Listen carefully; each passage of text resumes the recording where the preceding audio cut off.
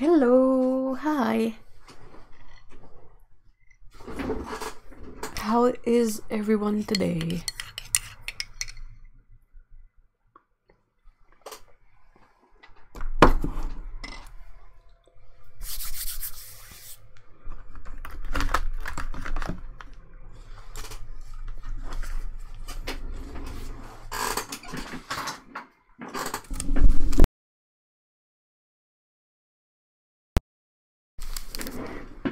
Ugh.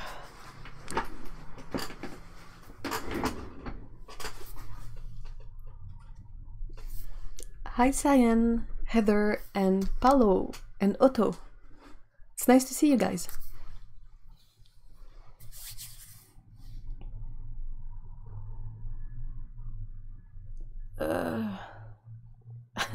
Whoa, Sam. you get straight to the point today. I'm a bit slow today because I have sort of a lingering headache, so bear with me, pretty please. Hi Judy.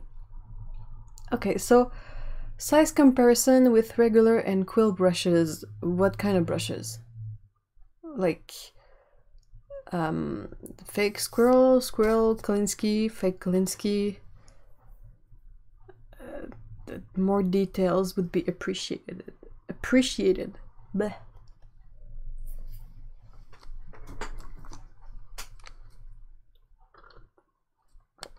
Oh wow, Cyan, that's really warm. That's a bit too warm, to be honest. 27 Celsius is my line for when it gets too warm is when you have to start wearing shorts. I do not like wearing shorts, but I will because it is way too warm outside. So yeah, that's when I draw the line that it's too hot. It's been beautiful here in Edinburgh.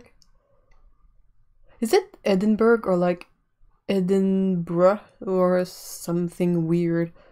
Sun all day, walk to Roslyn Chapel. Oh wow, that sounds amazing. It's really lovely here too, but I'm fairly convinced that my area of the city doesn't have the charm of Edinburgh, so I'm not super tempted. So Edinburgh, that is so funny. Wow. Okay. Yeah, sure. Let's write it one way and say it the other. Why not? Yeah. It's just not that Montreal is an ugly city, but the area where I live is just bland. It's just like residential area with nothing special, so it doesn't really make me want to go outside to take a walk. Edinburgh. That is so funny.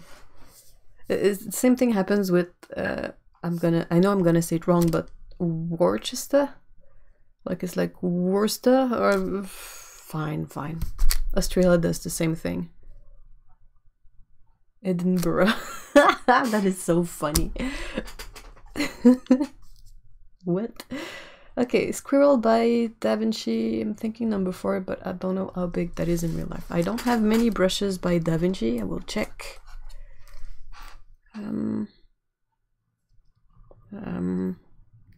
Well, okay, I have a size 000, 0, and a 2.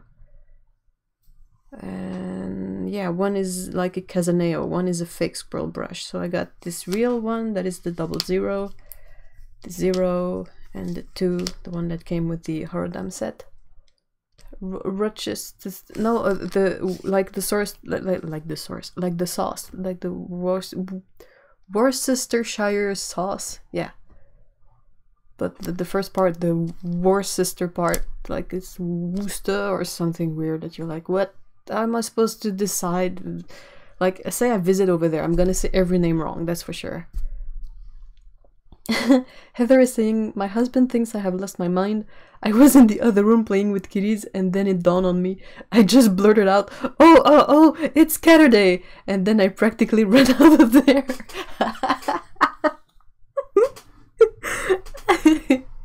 Well, it was already Caturday for you if you were playing with kitties. Like every day is cat day. Hi Dan. Okay, so yeah, it's 2 0 0 0. Nope. Nope. I don't have a lot of size 4 brushes. This is not a size I use.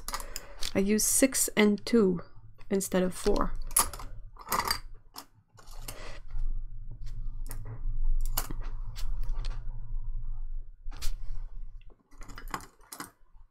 Oh, okay.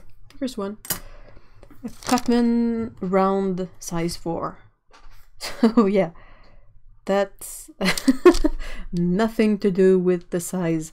Like the quill size 4 would be bigger than this, and this is a Cutman brush size 4. It's much smaller. It's even smaller than the 00.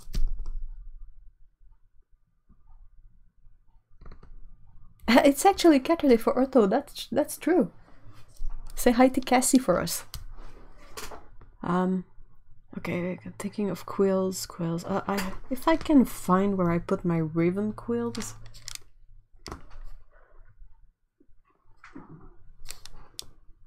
I don't remember where I put them.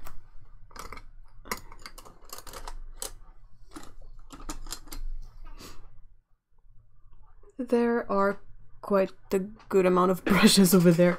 Let's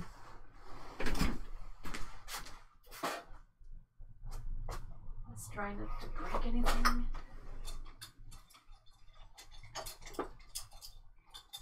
Is that, oh yeah.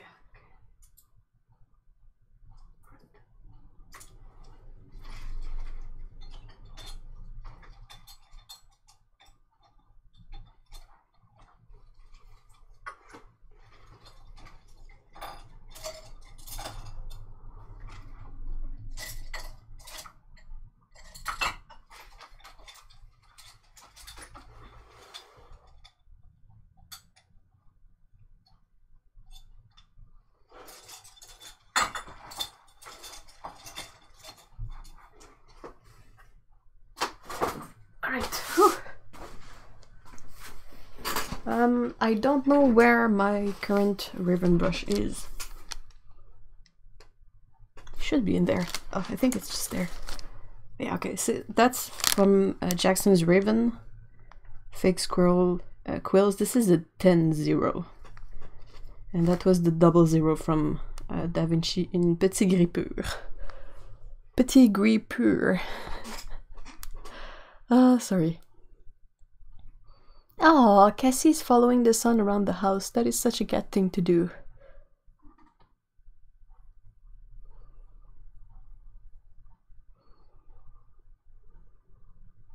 Is the number 2 around regular, what, 16? And brushes. Do I have a size 16 brush? Would be the question.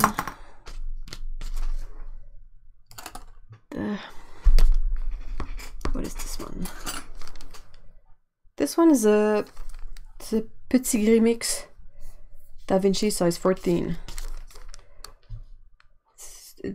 It's very similar size in terms of ferrule size, but the length is not the same. And I think the 14 is a bit bigger. What else? What is this one? That's a size 12 Escoda Perla.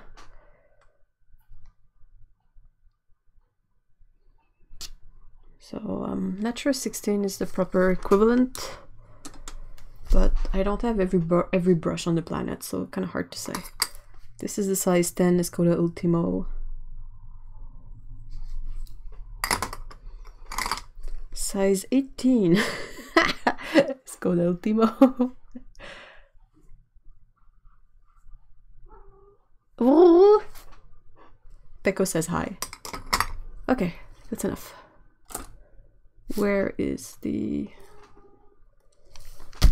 What did I do with the Petit Gris Pur? Oh, okay, it's there. Fine. Oh, hi Lee! And Sam. And Hercule Poirot, hi! And Laura. Dan is on fire recently.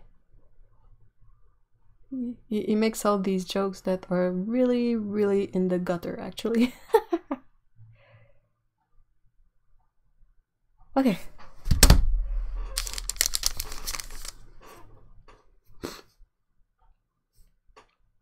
Oh. Oh, what?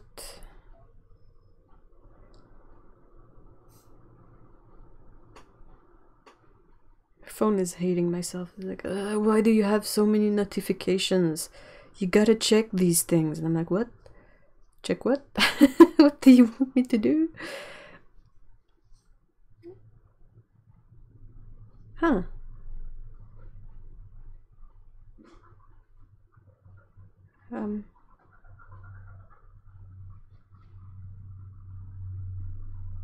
Okay, sure. Okay, my mom is sending me weird stuff on on my phone. Sorry about that.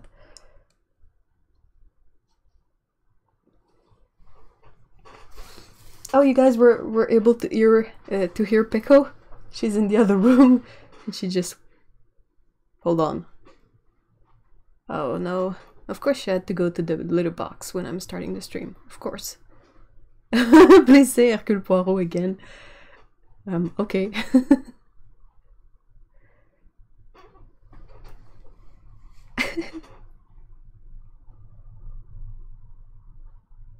The number 2, are you talking about the quill?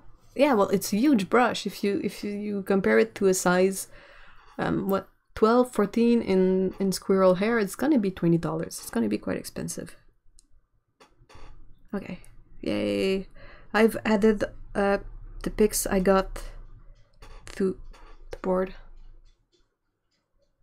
Have you ever worked with Saiboku? Not quite. We can ask Otto about what is Saiboku about? Is it a brush? Is it like a bamboo pen? I'm gonna have to go check up on Peko to make sure she doesn't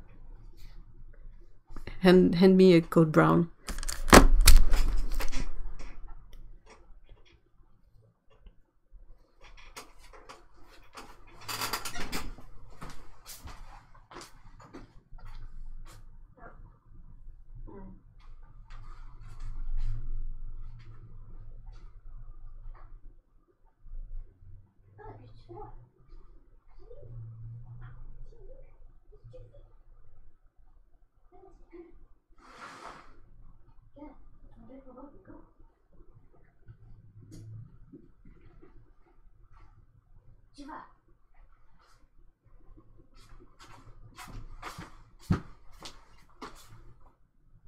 Hey, stinky butt.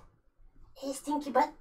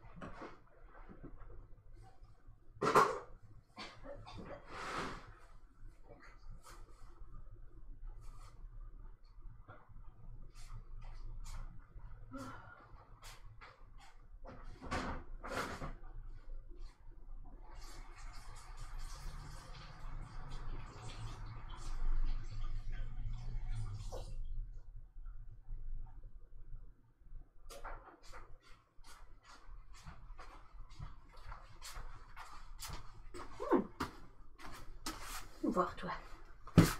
Voilà. So, there she is, little stinky butt. Stinky butt. Stinky butt, stinky butt. Peko, the toxic kitten. Eh?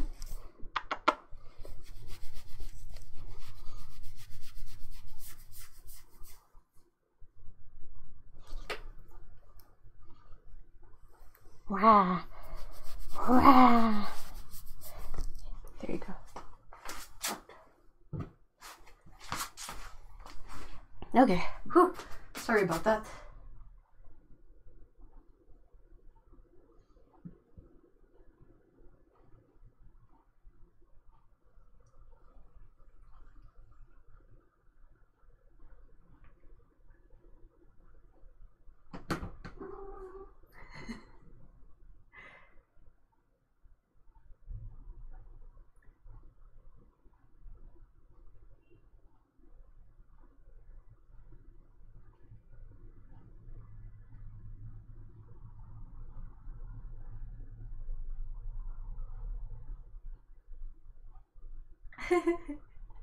Sorry, I'm just catching up on the chat. Yeah, you probably heard me gag because she's a toxic kitten. Oh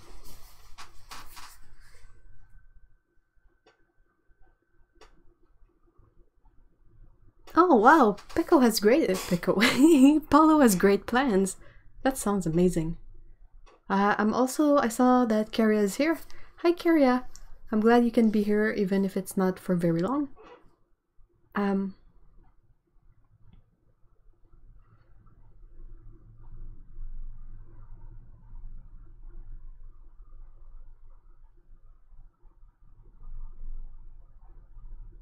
Okay, so Saiboku are Chinese colored inks. Okay. Have I? I have a set that I was given a long time ago, but I don't think I've played with them yet. Oh no, Karia. I hope everything will be fine. Yeah, sending good, positive thoughts your way. Hopefully it will be good. Thanks a lot for stopping by, Karia. Okay.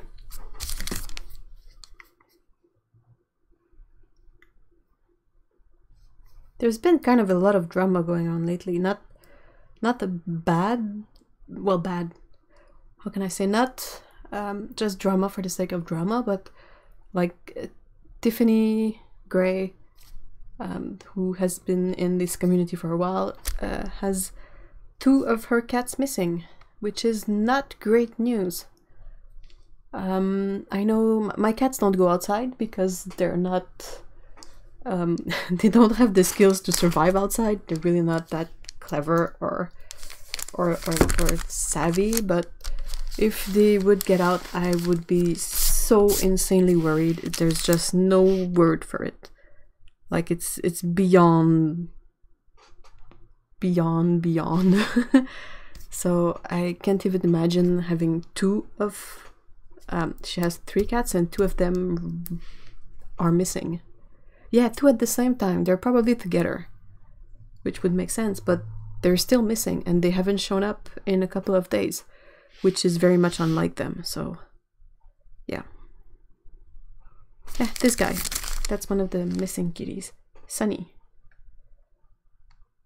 He's microchipped, he has a color, so hopefully someone will find him and bring him back. And yeah. I mean, if only for the fact that I live in a town with cars all the time. Like, this is not a quiet area, even if it's a residential area, so I wouldn't let my cat go outside. For that, and then just for the fact that I don't want to be worried all the time. Like, that's just insane, and like people could grab them thinking that they don't have a home and keep them, or send them to a shelter, or they could have an accident, they could get eaten by a fox. I mean, no, just nope. So I think I'm gonna try and draw Sonny just to maybe bring in a bit of luck. I think I'm gonna try with this one. Sonny was, if I remember correctly, Sonny was found in a park. Like, Tiffany has a golden retriever named Raceland, and he found the kitty in the park, and the kitty had no owners. So Tiffany took him in. He's not a very old kitten.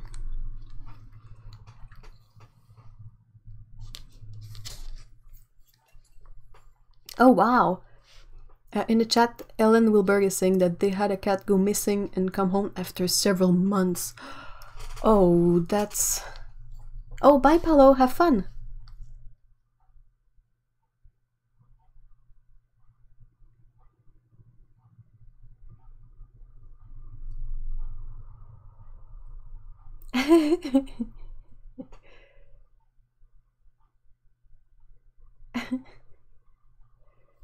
Yeah, Hooker is kind of an unfortunate name to have.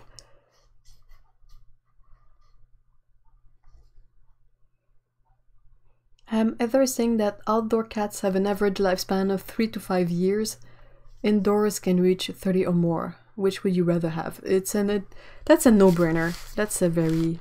But like Sonny, Tiffany's cats, she was saying that she let them go outside but supervised, and they usually stay around the house. So that's why it's really, really strange and uncommon that they are gone for so long. Really, fingers crossed that they come home safely. This is so heartbreaking.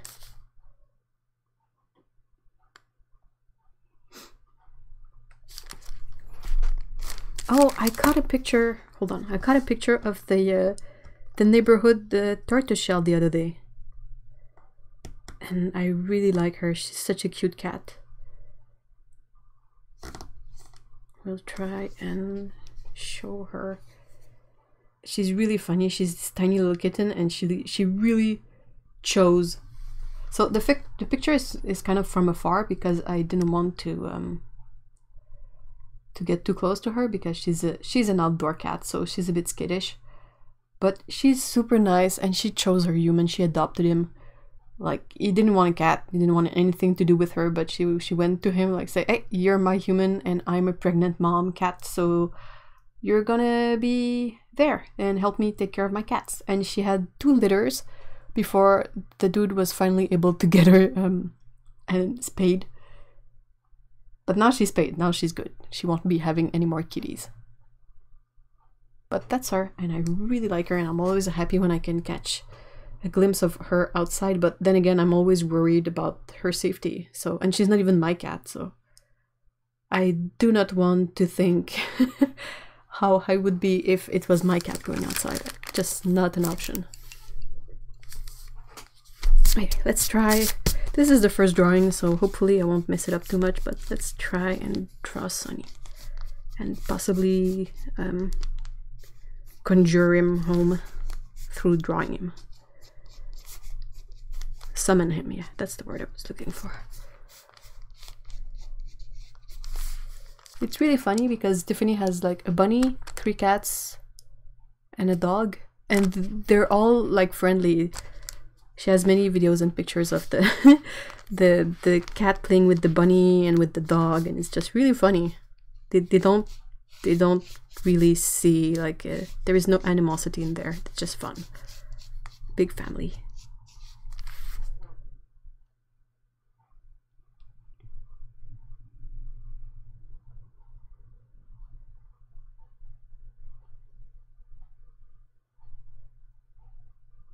Oh, that's interesting. Ellen is saying that their outdoor cats generally reach 17 years, which is kind of insane. I mean, that's the oldest our indoor cats have ever lived, so wow. And then Ellen says that it's in the countryside with loads of forest and stuff. Yeah, I expect that perhaps not being in a city is a bit safer for the pets. If only because no one will sort of assume that they are lost, or some people are just mean with pets also, which is not something to forget.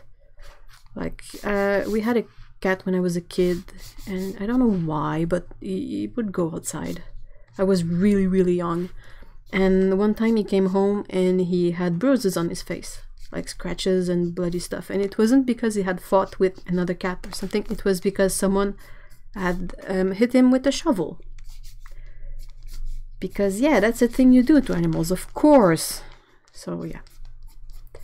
Not great. Really not great.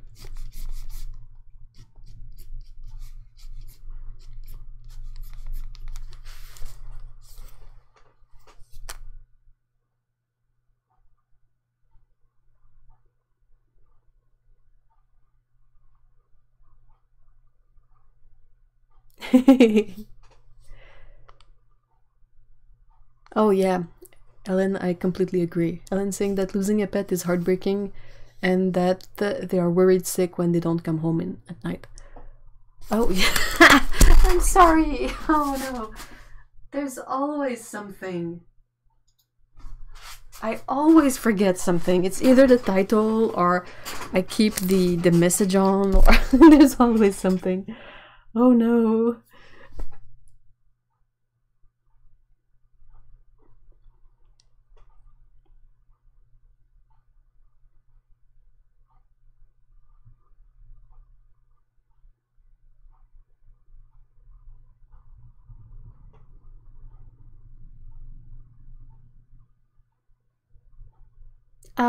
Yeah, I guess you can put the link, though I would appreciate it if like people wouldn't just run away from here, because it's gonna get lonely if you all run away to watch Master Alvaro Castañet paint.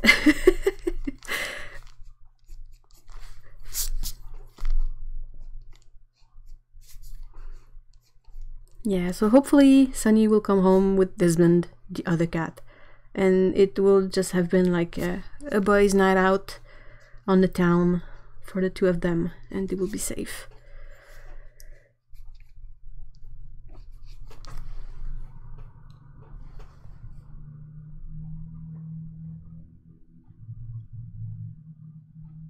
Yeah, same. If someone was to hurt, not necessarily just my cat, but any pet,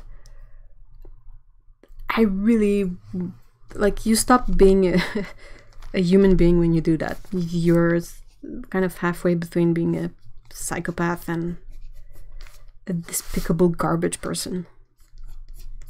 Like, hurting pets is not like on purpose. Like, you want to hurt a pet. Like all the stories we see about people kicking cats or dogs, or there's this weird thing. Okay, last mention of something not fun, because I don't want to talk about the bad stuff. This is not the purpose, but like, what is wrong with people and the way they behave toward black cats? Like they have to put in special measures around Halloween so that like people won't adopt black cats just for the sake of having a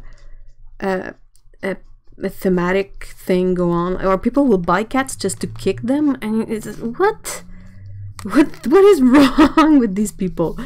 And yeah, many shelters, they don't allow the adoption of black cats around Halloween because they're worried that people will just get the cat for Halloween and then set them loose and not care for them, which is kind of insane because guys, that's just the coat color. That doesn't mean anything. It's just, some people have brown hair, well, some cats have black fur, and that's the end of it.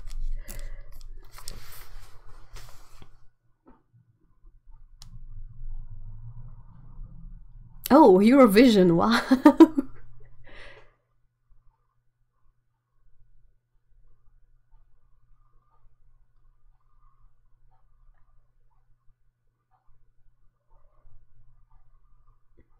Yeah, people are just all kinds of insane. And it's like, well, if you want a good meter to find out who's a sane human and who is not, just check out the way they will treat pets. Because that, to me, is the real test of a person's patience. Oh, hi, Mark.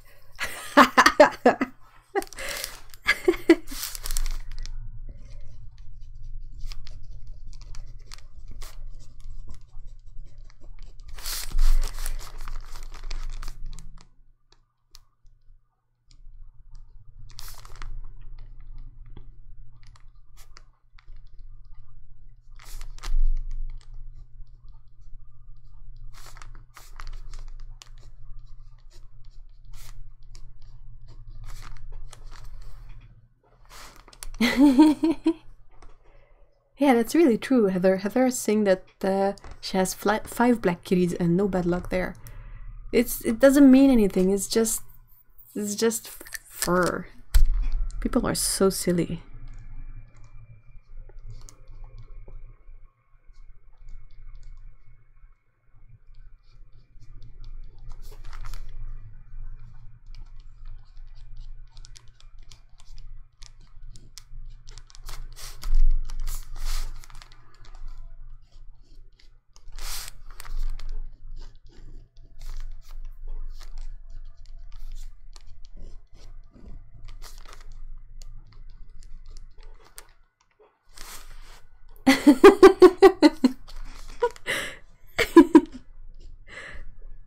hi, Mark.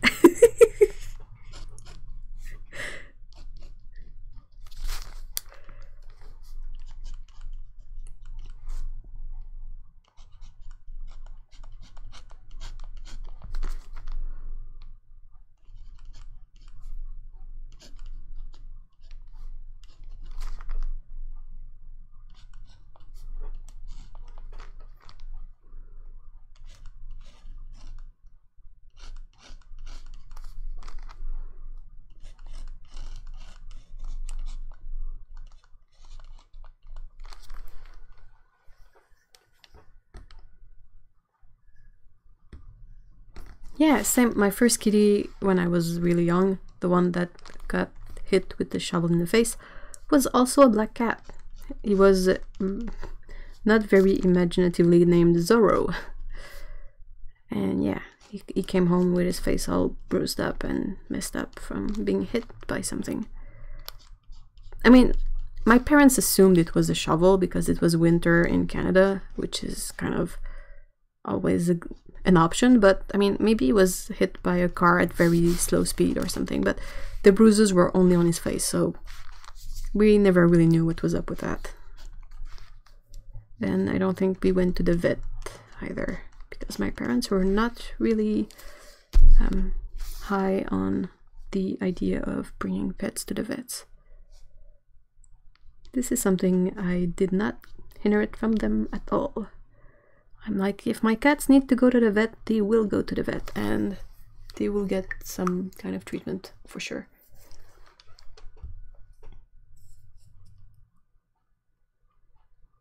Oh, awesome!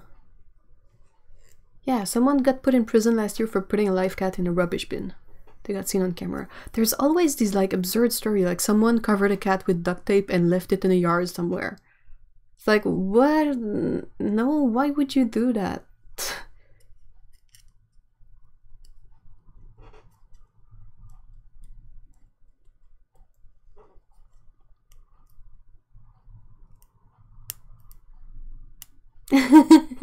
Oh, that's so cute. Disney is saying that they have never adopted a cat. Every cat they have had adopted them, whether they were willing or not. That's such a cat thing to do.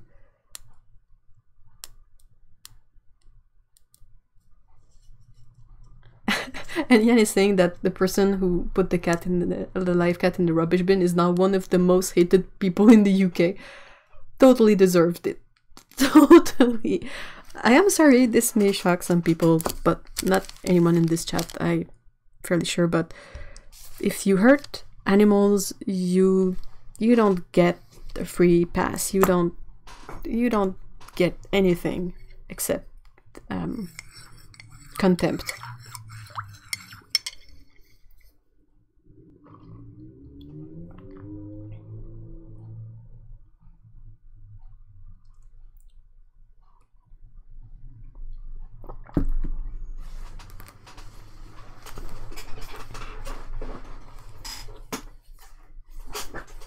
Okay, funny cat story.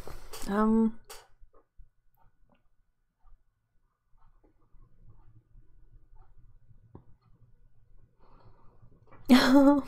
is saying that their cat came home with a moth cocoon and was so proud. That is so cute. They're like tiny predators, which I think is really funny. Okay, I'm gonna try to draw this one because I think it's quite a good picture.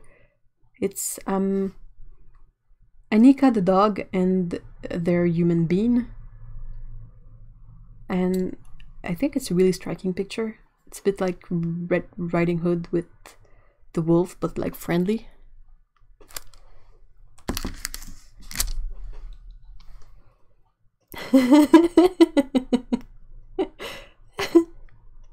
Okay, so continuing the story with the moth cocoon, Heather asks, was your kitty talking about his or her accomplishment?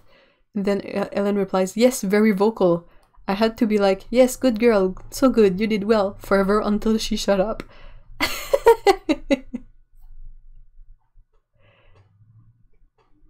Oh, wow, 27 years for a cat, that's amazing.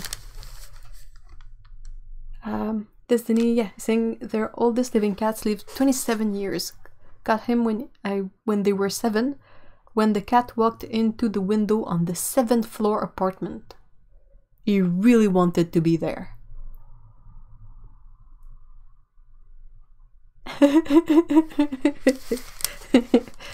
Otto is saying that their boy cat Arthur would come home at night and give them a full report on what he got up to, and that Otto had to sit there and go, "Oh really? Uh-huh. No." Like have a conversation with the cat. That's really funny. Oh, cats. At some point when she was younger, Peko would say goodnight to us every night. Like we could hear her settle in her spot, which was on top of like a storage bookcase, and we would hear her climb the bookcase, and she would get to the top and she would go like, "Whoa!" And we knew that was like a good night, so we said, "Good night, Peko, good night," and she would then sleep there. She didn't do it for long, but it was funny.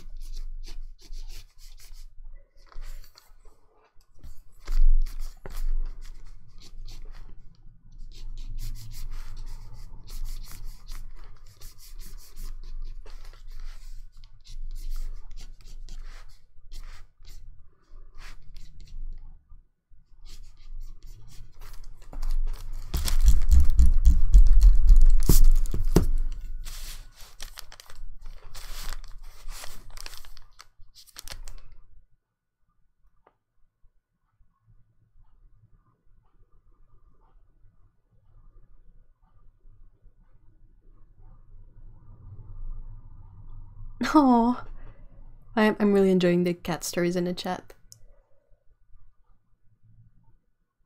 Ellen is saying that their youngest cat catches small snakes, but he is so careful that they don't even drop their tail. That is so cute. Heather has a kitty named Tinker that demands full conversations as well. And her nickname is Moth.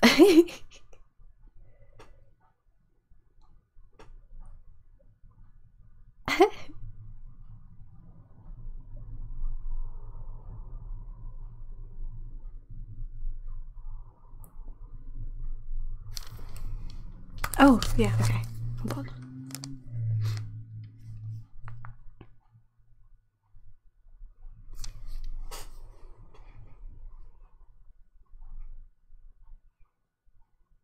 So, Heather sent me a clip of so many things at once, sorry.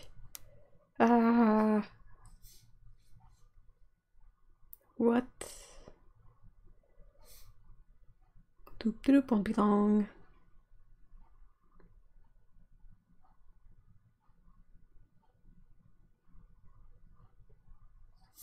Okay, sorry. How do I... Okay. Whew. Is it updated? Where is it? Hold on, I am looking. Can you give it to me bigger? Hold on. This thing. It's gonna be worth it. Because cat videos are great. Hopefully it will work. And not like spend all this time buffering for no reason. Come on. Stop buffering. Okay.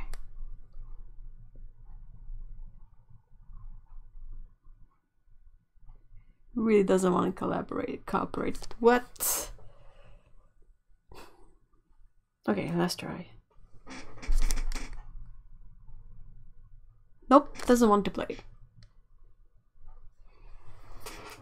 Sorry.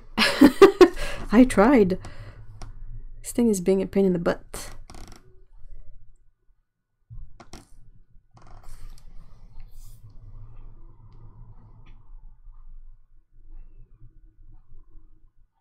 Gotta get my picture back of Anika and the human. The tiny human.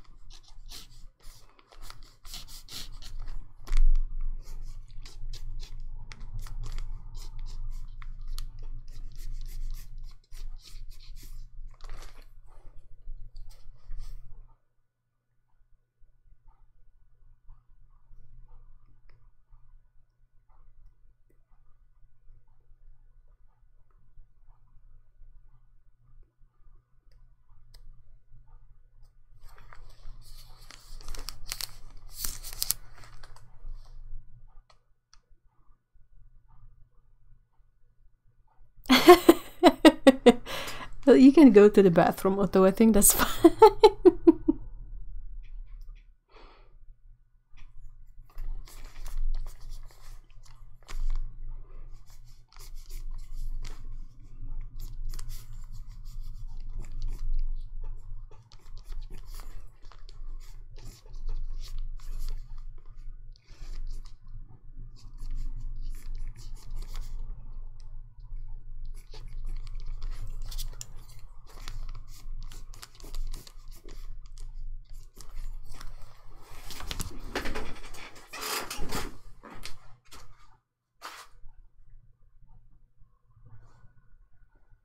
I'm always looking for the pencil sharpener.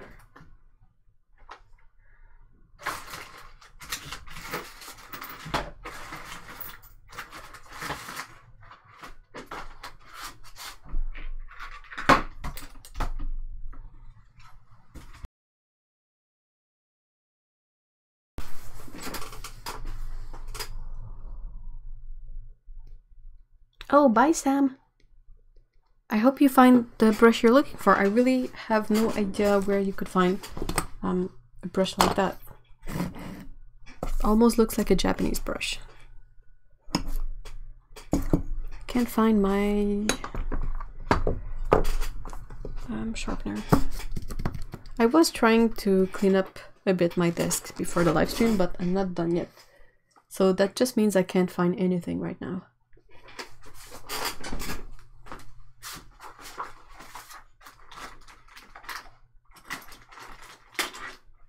There it is.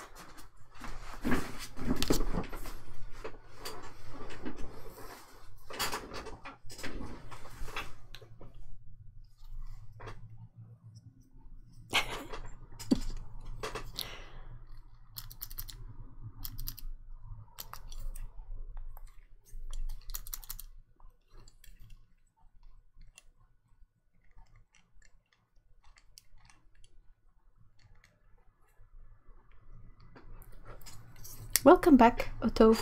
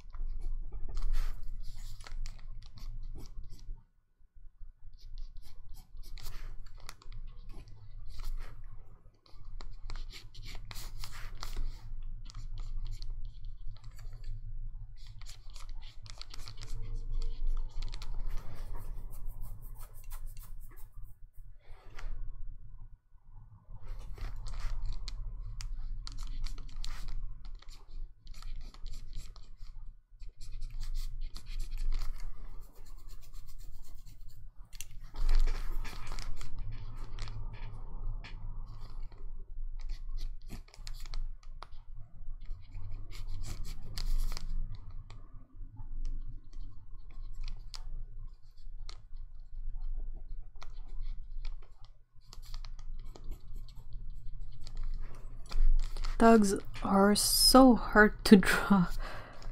I can't wait to get enough practice and get better at this.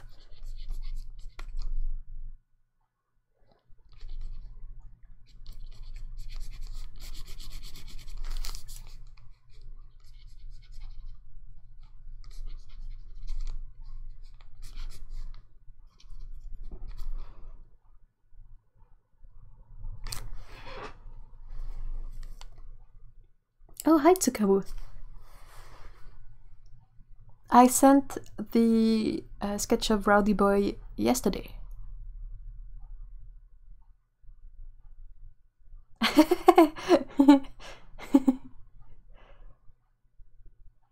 Destiny saying that they just bought the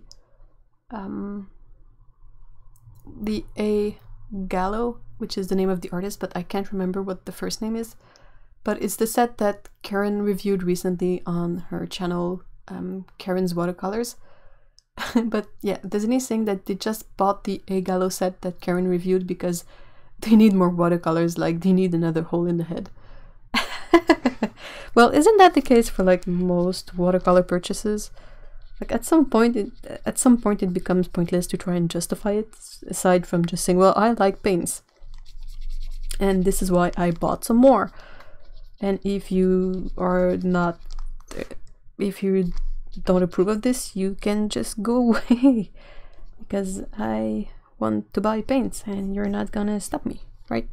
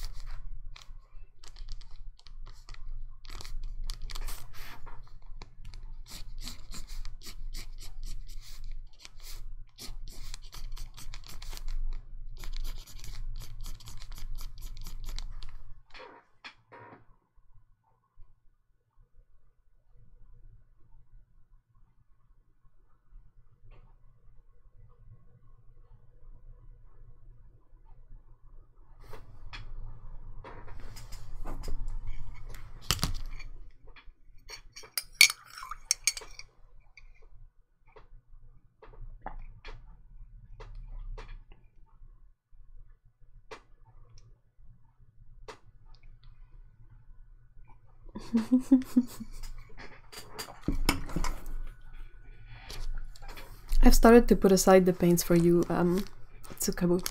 I printed the list and I like whenever I have a color that you've put on there that I made, I try to put a pen aside. So yeah, it's progressing. I'm working on it. I had to reshuffle my stuff yesterday to get more space to dry the pans because summer is coming. And in the summer it's really humid around here and nothing ever dries. So I had to like find a way to create a space for the pans so that they are in a place that they won't fall down, like a protected place for them, that I can have them there and know that they will be in better conditions to dry. Like, what even are these doggo patterns? Oh, well, enjoy Eurovision. And thanks for stopping by, Ellen. It was really nice to have you in chat.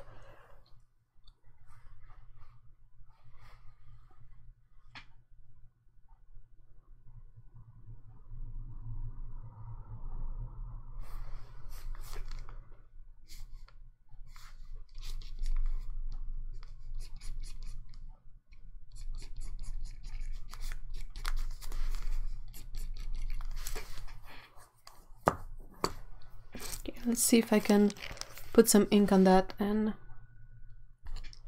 not make a mess.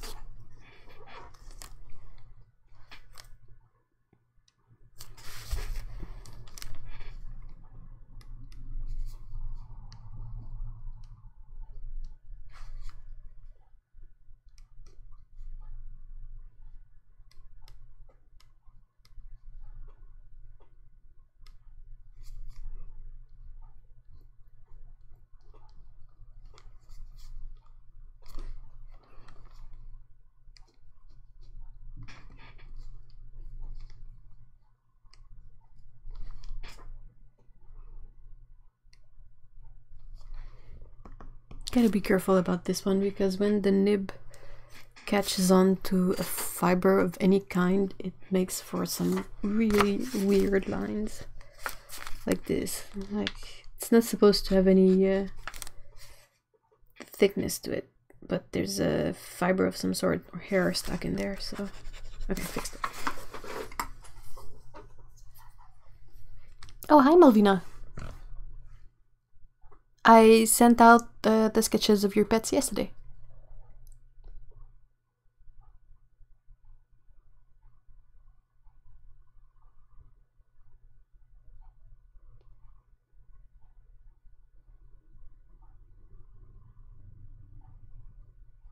I have a dehydrator that I used last year, but it's not ideal because whenever I don't work it 24/7. It's noisy, it's annoying, but also like whenever I stop it, it makes more of a closed space and the pans sort of get wet again. Like it messes up with the ability of the pans to dry.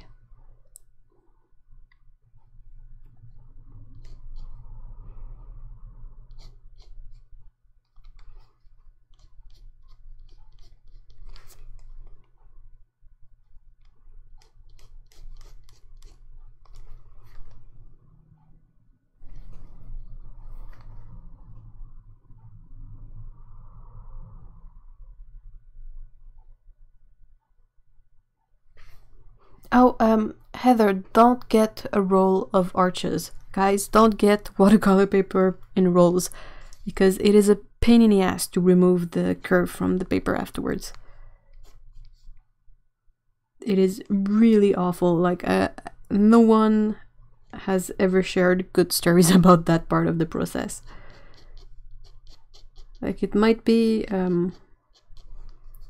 like a good thing cost-wise, but like it's really not easy to use because the curve is really solidly stuck in there. So you basically have a big curly roll of paper that doesn't want to uncurl.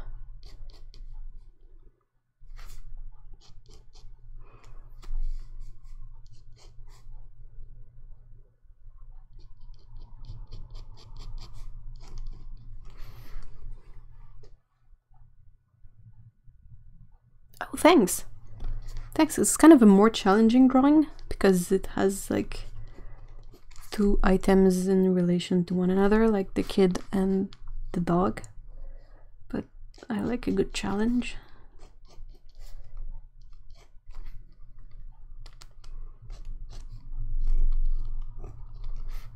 It's been a while since I've drawn humans, so good practice too.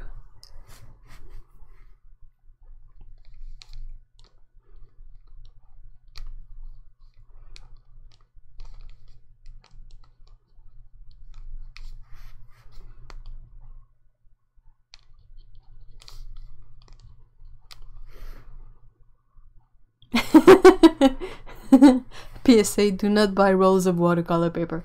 Yep.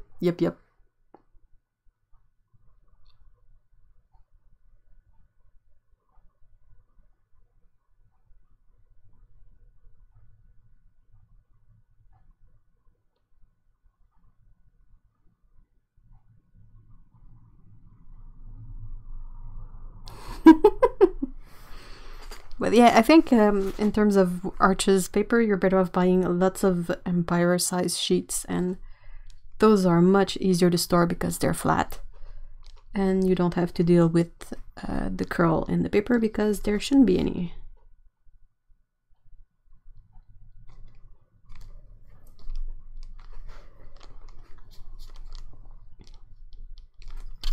Yikes. Yeah, I literally dropped the pen on the drawing, but it didn't leave any mark. So, whew!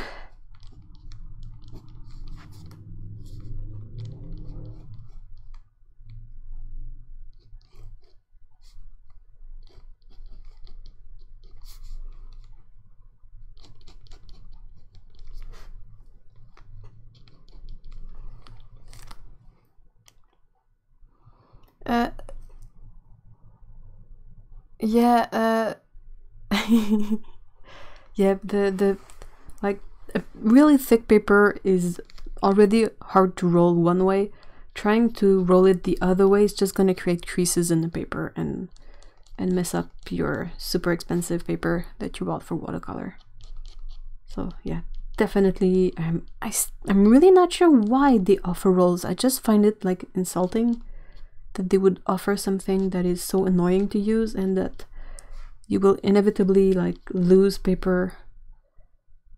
That like some paper will be unusable because of the way it will crease or like fail to unroll properly. So yeah, just if you can, try to avoid buying watercolor paper rolls.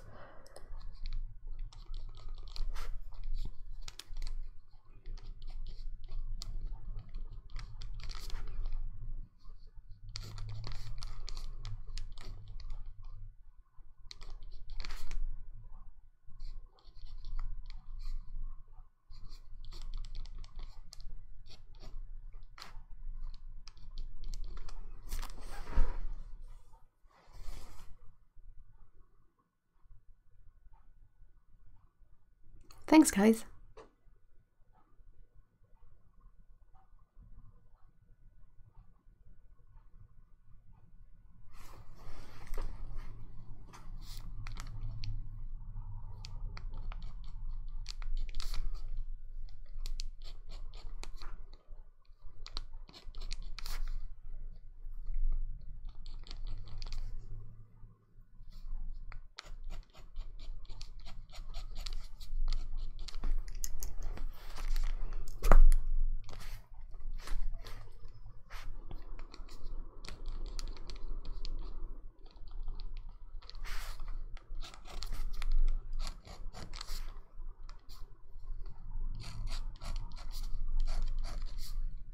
I have to use the pen, like usually I would use this pen, I think more in a, you know, perpendicular to the paper, but since I'm filming, I have to use it at an angle, and that's why it tends to skip a bit more, but usually I don't have any kind of issues with this pen.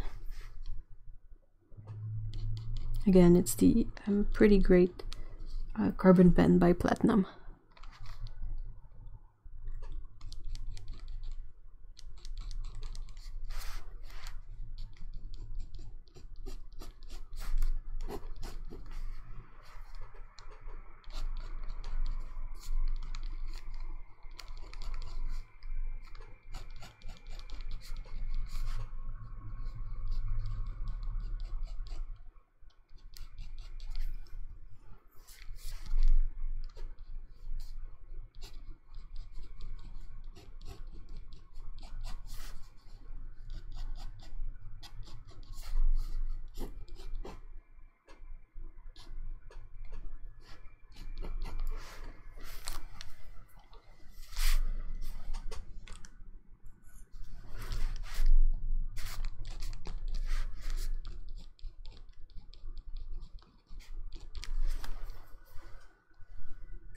Hey, thanks guys.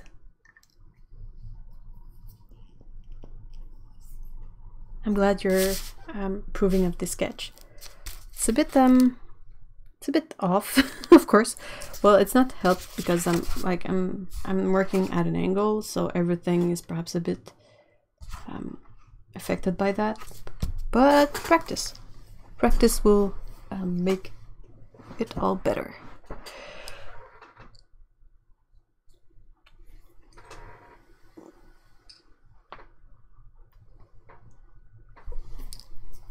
Yeah, the rolls of paper might be easier to store, but it's much harder to use though, so give and take.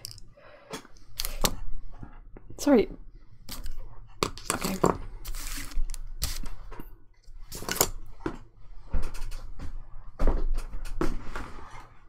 Let's get some watercolors.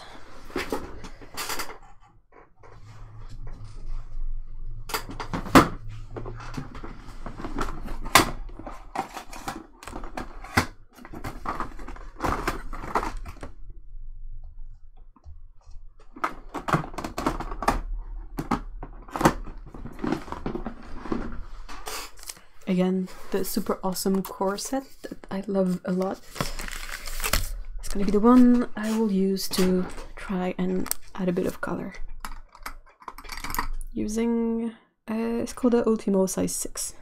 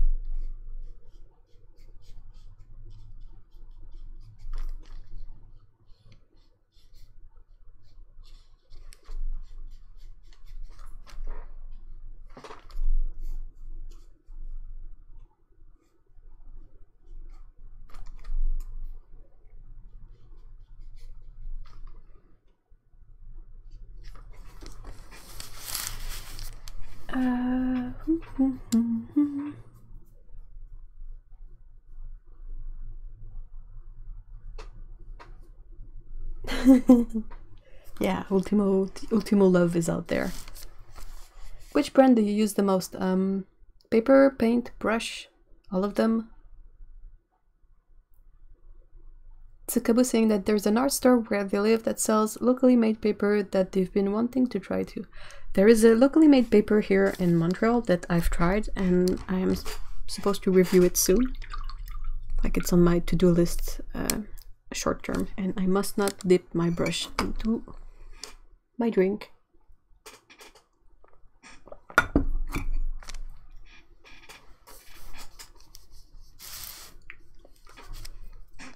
think my drink is making a bit of a shadow. Is this better? It's not tea, it's cold this time, so it's okay if it gets cold.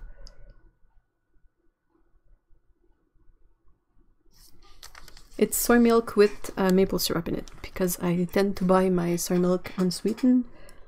But I found out that while doing a live stream, a bit of a sugared drink is really helpful in keeping a good energy level. So there. Also, I had, well, it's less bad now, but I had a headache earlier, and sometimes a bit of sugar really helps to fight off the headache.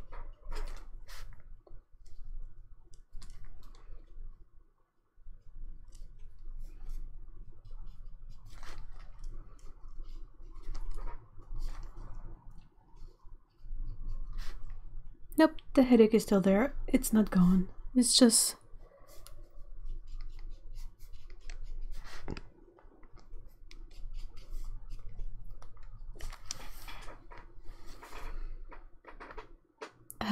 Dan says I was asking about paint, but all it would be interesting. And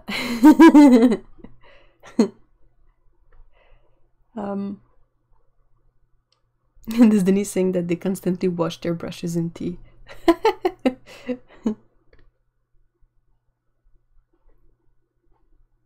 Oh no, almond milk is only good if it's cold. It's kind of weird if it's warm, isn't it?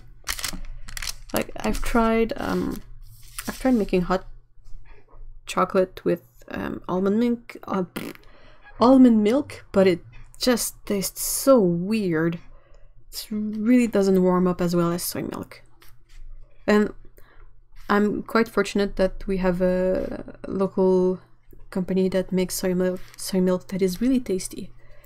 So I can understand like if you only have subpar or just weird soy milk might not be super appealing, but the one we have here is really nice. So I am gonna keep to it.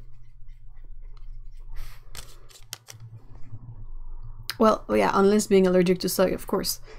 I mean, that's a really important issue that takes precedence over type of milk.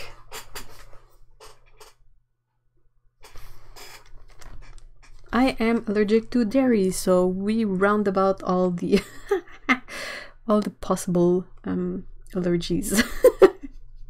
It's not a big allergy, but I can't process milk protein properly. It gives me really awful wake me up in the middle of the night stomach aches. And it's not lactose, it is really protein. Protein.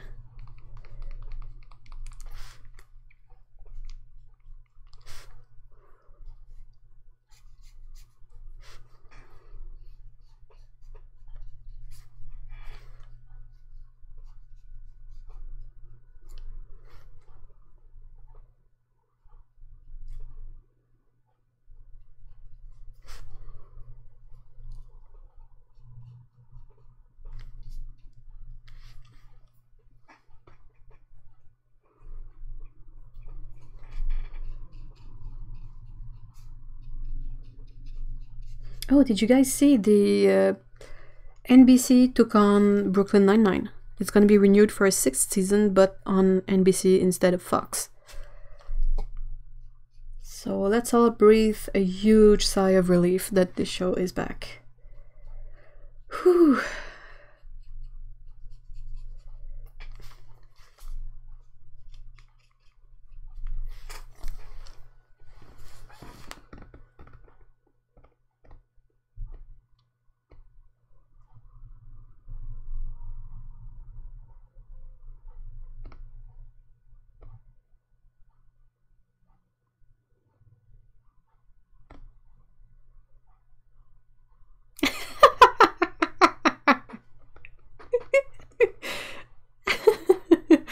Everyone is listing their allergies in the chat, and Odo is saying, gosh, let us all not meet up for a big meal. There will be no restaurant that can cater for all of us.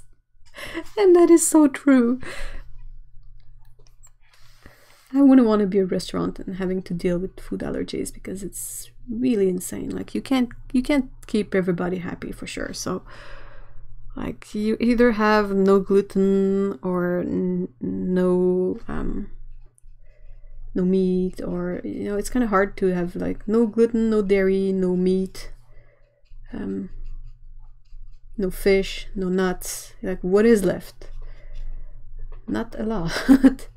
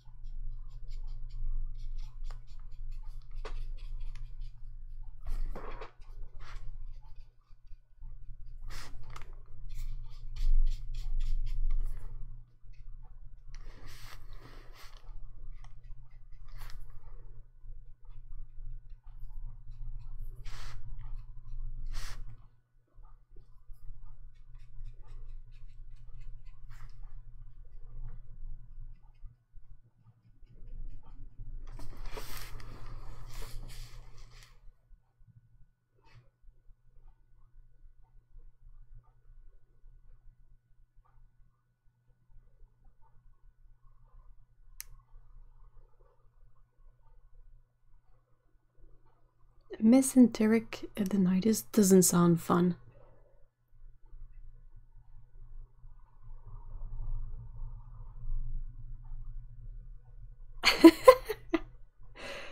Dan, you sound like someone who just cooked their first tofu by saying that it was terrible and broke up into tiny pieces.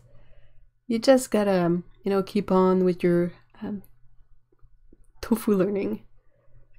You're like a padawan of tofu.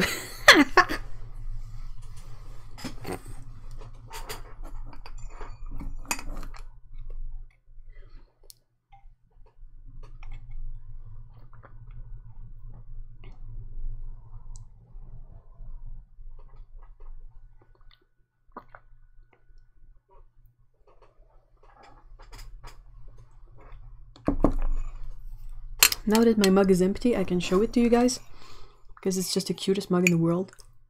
One of the cutest mugs, because there are way too many cute mugs. But it has kitties on it. Cute kitties with bows. And then there's a kitty inside.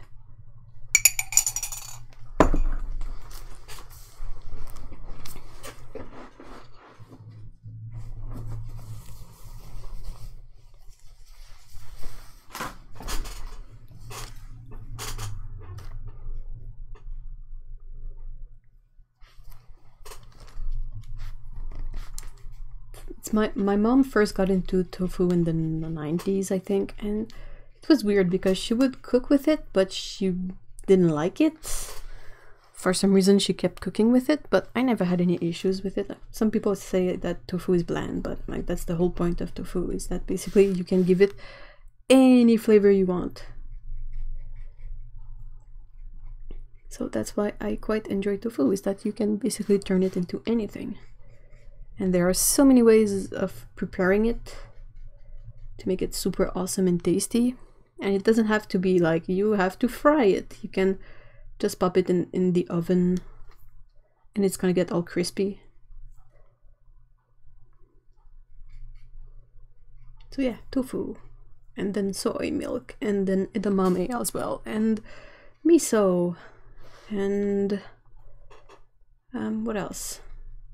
Soy sauce, the real stuff.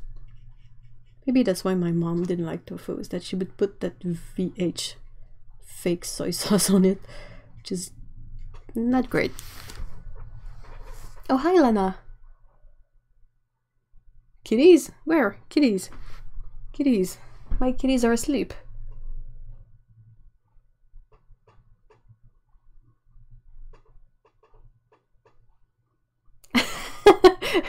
Yan is saying, Dan, much you have to learn in the ways of tofu.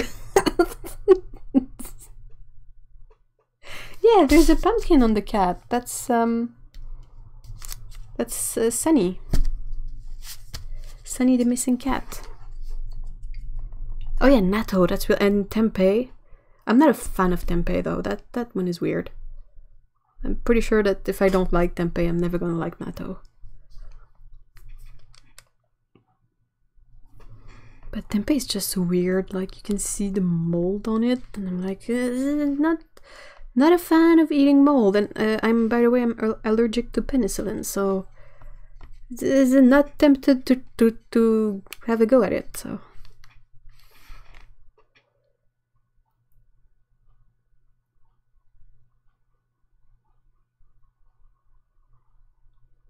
oh yeah, Otto is saying that their mom sent them fresh tofu from Japan and they died with happiness. It just has a depth and sweetness that you don't get in tofu abroad. On my bucket list, eat fresh tofu in Japan.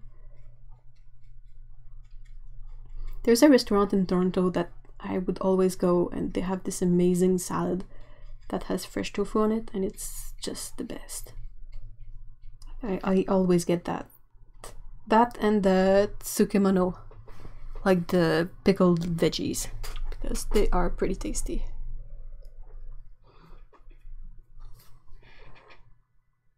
Smoked firm tofu is awesome.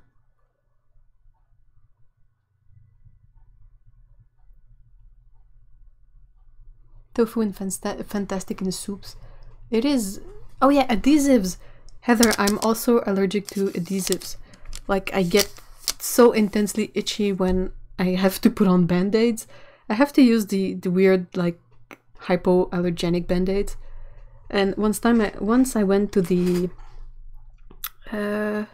physiotherapist, I don't know if that's the word in English, but she was like using a tape to sort of hold my my pelvic bone, like it was, instead of being straight, it was tilted a bit, so she would use a tape on the back to straighten it, and I got such a bad reaction to that tape. It was unbearable. And like band-aids give me issues as well, so it's such a silly thing to be allergic to, like the adhesive in band-aids. What?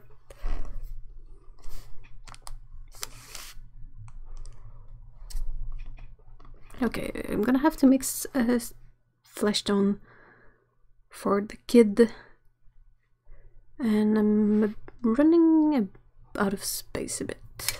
I'm gonna clean something up.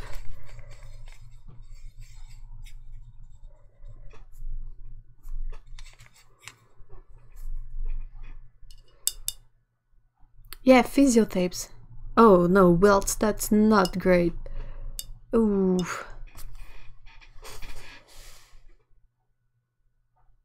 Oh, I missed it. What is cultural food, Destiny?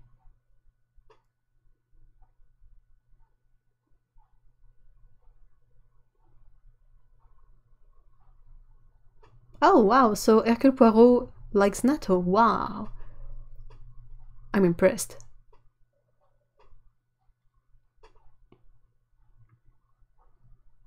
Love at first bite? Wow, I've never heard that.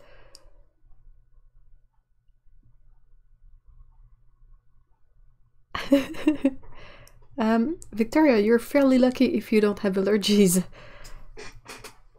They are not great, definitely.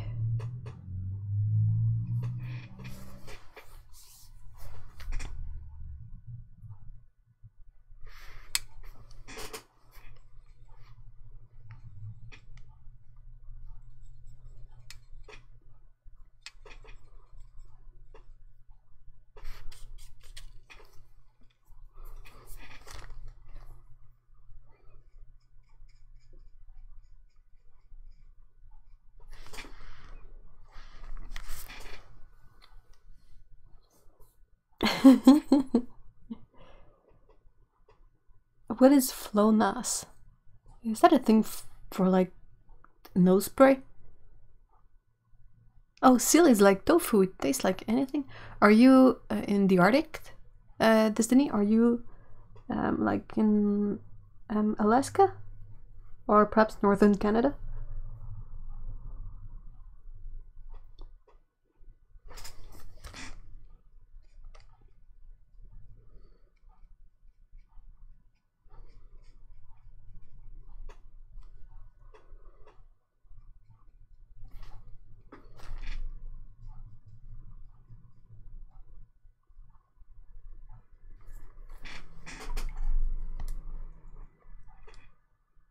Oh yeah, Flonas is a spray for nasal allergies. Why did I know that? Why?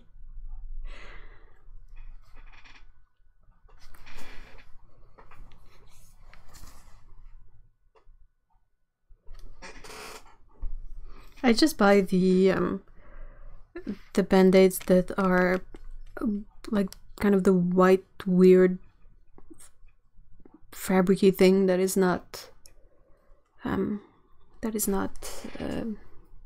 don't remember the word, but the white band-aids, and they're mostly okay. Oh, northern Canada, cool. Yay, Canada represent.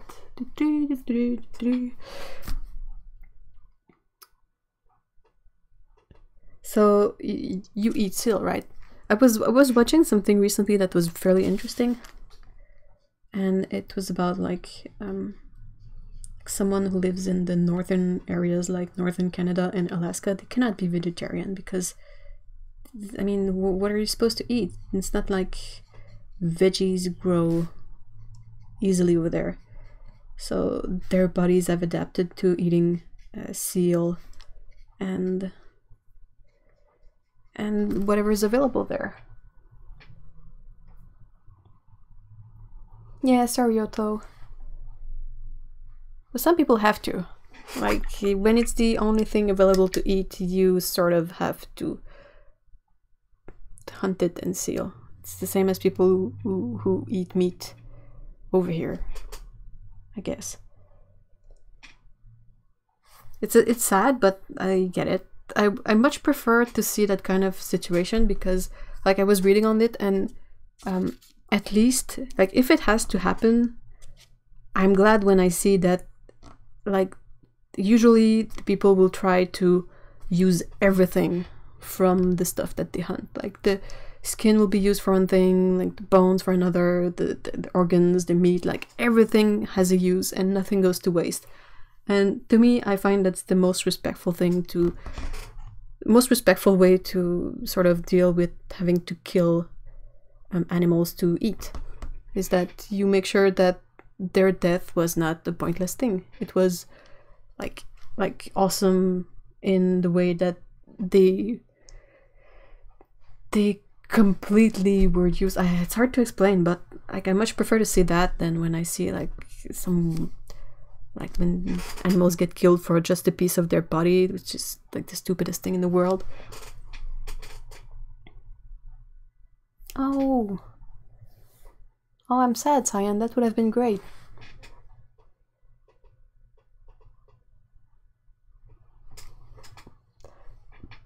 Okay, so this Denise thing that it's not their favorite, but they've eaten a fair amount, and whale too. It is hard. It's like reading that some countries will eat cats and dogs, and it's not something that is present in our reality, so it's weird to translate our reality to one where these things are common, because I would I struggle eating chicken, so I don't even want to think about how I'd fare with eating something that is that I see as a companion pet rather than a food source.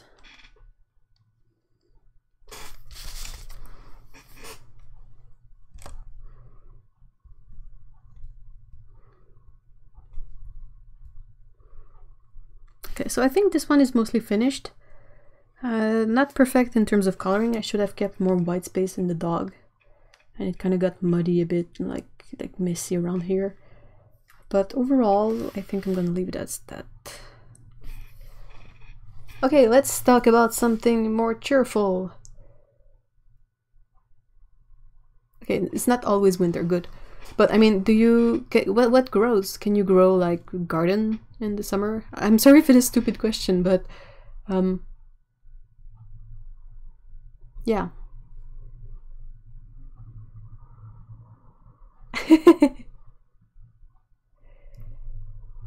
Yeah, I get really logical when it comes to cats, so I understand. I have this really awesome book. I think it's... don't remember the title, but it's something is What the World Eats. And it's... someone put together like a book where they visited many families from many different countries and like sort of gave us a sneak peek into what they buy and what they eat during a week. So it's really interesting because it's all over the world. So you got some people that are far north in the Arctic, and you got like all over the world, like people in the African continent and Europe and like China and Japan. And I don't think there's any Canadian family though, and I was a bit bummed out, but there are American families. And yeah, and you also see like it gives you a sneak peek of like not necessarily how rich someone is, but what is accessible to them. Like a family was living in a refugee camp. Well, they have rations and stuff that are given to them by organizations, but they don't, you know, they won't have like pop and candy bars. Like they have grain and more grain and perhaps a couple of fruit and veg and maybe meat, you know, and beans. So it was really interesting.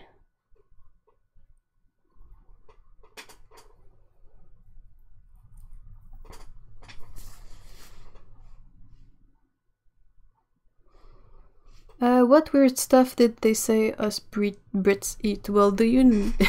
Marmite would be one. I can go check out the book after. I'm just gonna Watercolor and Sonny, and I'm gonna check out the book after. It's a great book. I really enjoy like seeing what other people eat. Like it's just like often with the families they will include like a recipe, a family recipe, like so and so's lasagna, like whatever, like just the first thing that came to mind. But and the Chinese family recipe always strikes me as a bit like, I think it's perhaps the most unusual, because it's like pork skin jelly. And I'm like, this is something I had never heard of before, and I was like, whoa, this is like really interesting and sort of creative, a creative way to use like the skin of the animal and eat it. But it's just so weird. Like I never thought I would see a recipe that calls like for buying X amount of skin. That's just so surreal.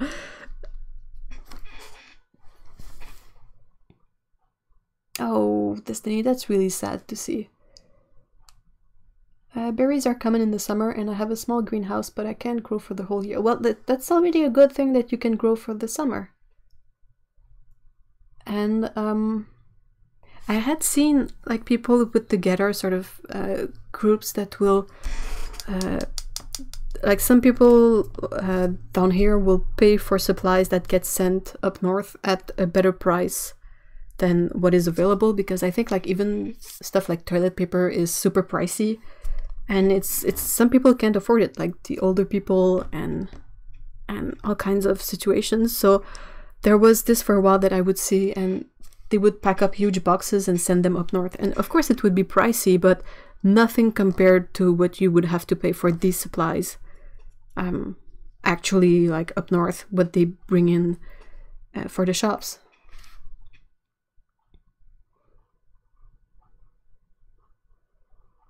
So yeah, I don't know if that's still a thing, but it was kind of striking to see that this initiative had to be taken by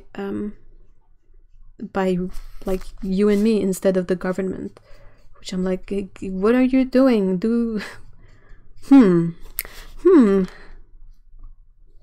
What's up, government? Do your thing. Like these people, they need toilet paper. Like we all need toilet paper. What?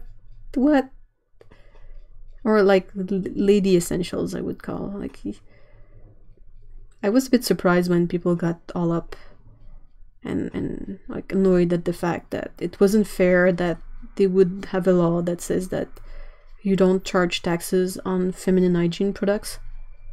And some people got offended by that, and I'm like, what are you? Are you insane?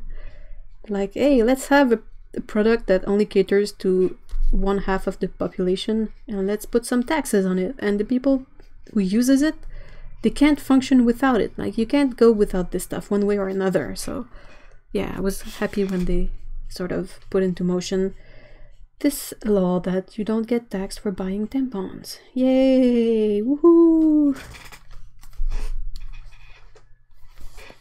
Grapes at $18, oof, and at Christmas a box of mandarins is anywhere between 40 and 60.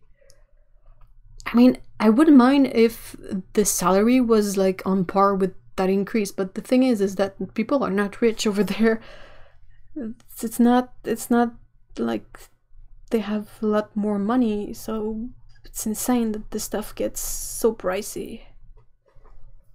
No, don't you use your hand. No, thank you, Dan. I will not use my hand to wipe my bum. I don't care.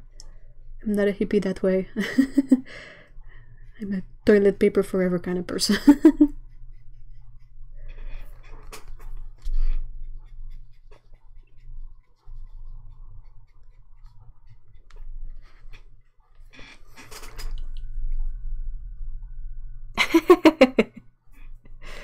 Yeah. LED equipment.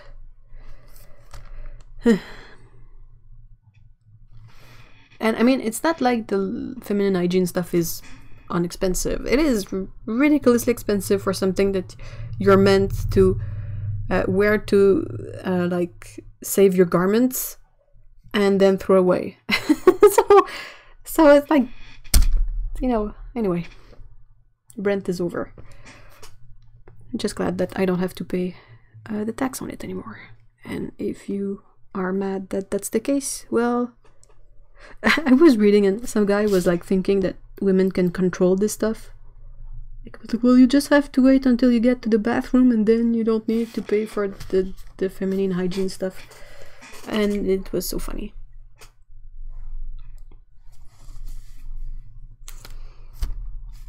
Okay. Hi, Ellen.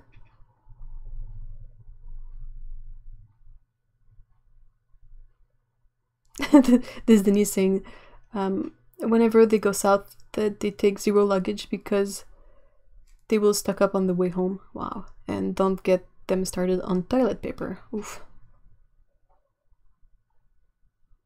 But okay, so I understand, Heather, what you're saying, but this is not in my this is not a thing I could work around with, like. Okay, I'm gonna go get that book. Hold on.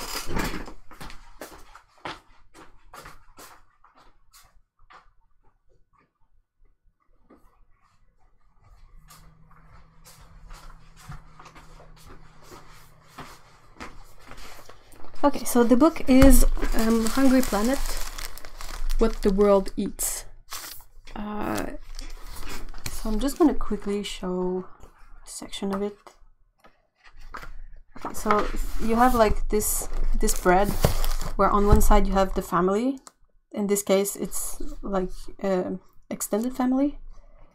And you have like a description that shows like that sort of give kind of a bit of a setting to this. And then on the other page you have like 1 week's food in February. In this case, you have it's all split by category and how much they paid for this stuff. Food expenditure for 1 week, and you have it in their currency and in US dollar. And then sort of the whole family, and then you have the kind of the text. And they show a bit like people live and what they do, what is available to them, how they manage. There's the family recipe. This one is Bhutanese shamu dachi with pork, mushroom, cheese and pork, Bhutanese red rice. Like more pictures, more context. And then we move on to another family. And this one, it's the thing I didn't say, but you always have like the country. This one is Bosnia and Herzegovina. Whew. The Dudos of Sarajevo. And then you have again the same thing, the family, like all their food for 1 week is spread on the tables. And then you have like the everything like separated, and then a bit of context again, and like the recipe and all that. So it's a really fun book. I really enjoy looking at this stuff because I really enjoy looking at what other people eat. And then at the beginning you sort of have an index of all the content, and you have like a sneak peek of all the pictures of the families. And on the other page you can see it's all split in countries. So you have Australia, Bhutan, Bosnia, Chad, China, Cuba, Ecuador, Egypt, France, Germany, Great Britain, Greenland, Guatemala, India, Italy, Japan, Kuwait, Mali, Mexico, Mongolia, Philippines, Poland, Turkey, United States. And yeah, so you can sort of see what someone in Chad eats and what someone in China eats, and like it's just great to see the patterns and see like this is the Ecuador family, and like they don't have any processed food in there. It's, you know, it's a bunch of fruits, bunch of veggies, a lot of dried stuff, and like someone else will have different stuff, and it's really interesting. It's a great book. Is there Poland food? Did I mention Poland? No. Oh yeah, there is. I am not gonna try to say the name though. 246.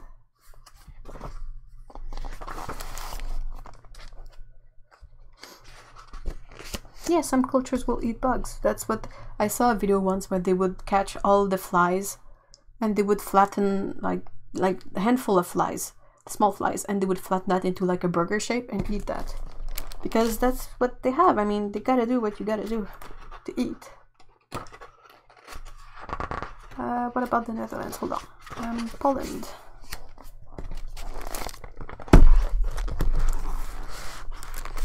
Just trying not to put paint all over the place. And I still ended up putting paint all over the place. Okay.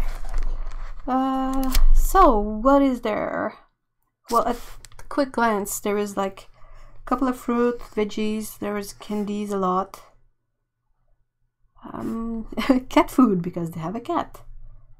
Sometimes you can see like there's a dog there, but sometimes people, they will have their cats and pets in the picture.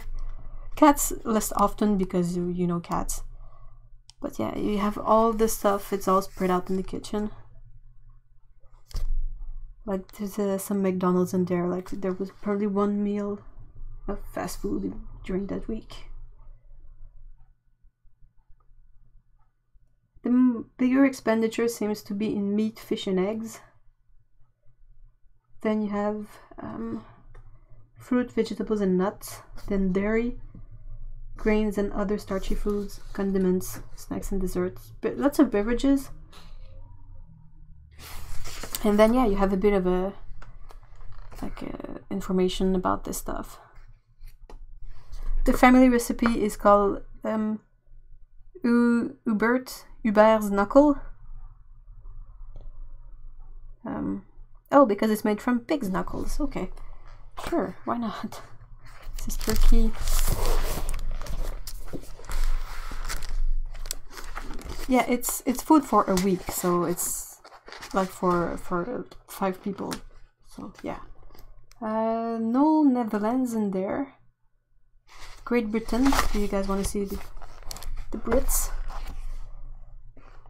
quickly, and then I'm gonna go back to drawing. Bacon at the bees. So this one actually made me laugh because there's stuff like the Weetabix that are in there, and there are some things that are so associated with Great Britain. Like there's a mug of the Queen. I mean, that's so funny.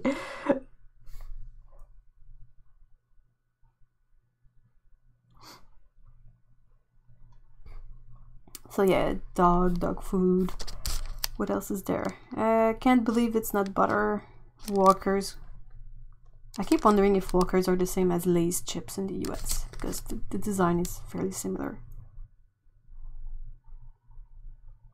Yeah, so basically this.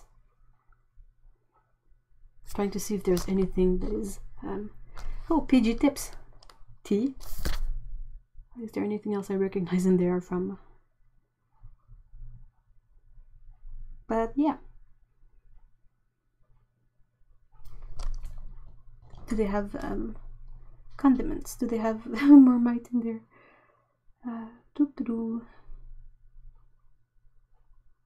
Nope. Nope. So yeah, fun book. Just sad that there is no Canada family featured.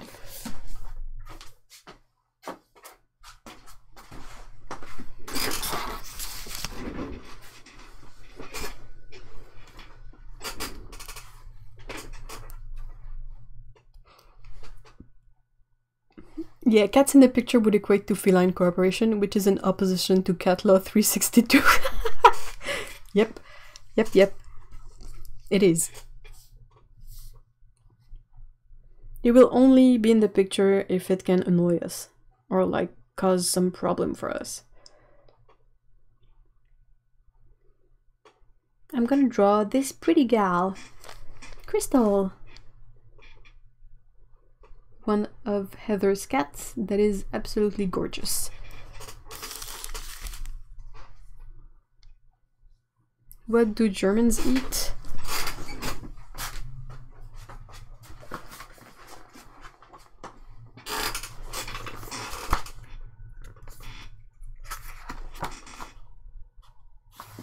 Germany. Oh wow. That's what Germany eats.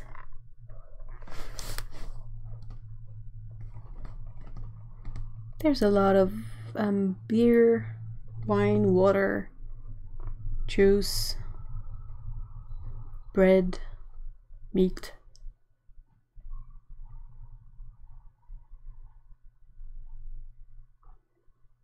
So yeah, family of 4. It's interesting because I'm like, food expenditure for 1 week, 375 euros and 39 cents. That's about $500 in US currency. That's insane. That's a lot of money.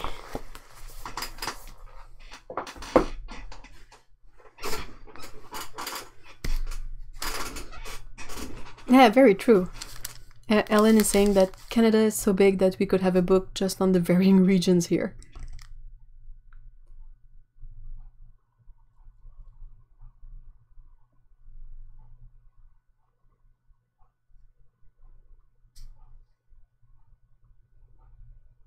All right.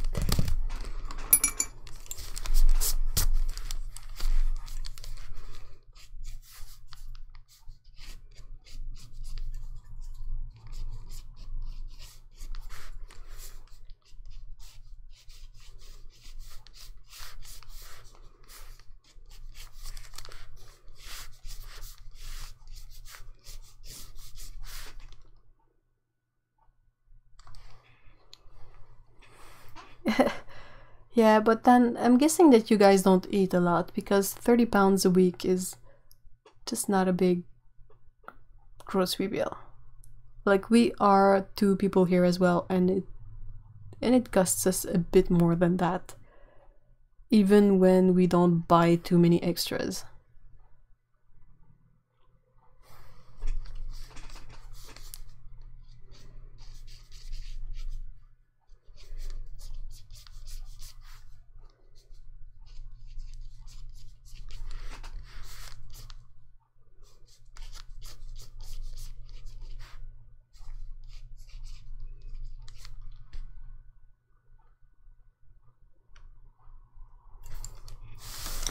Is that better?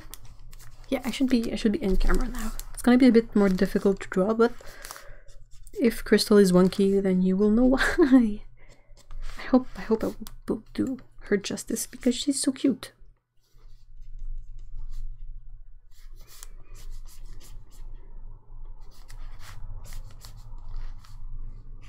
My cats are fast asleep. I got no idea where.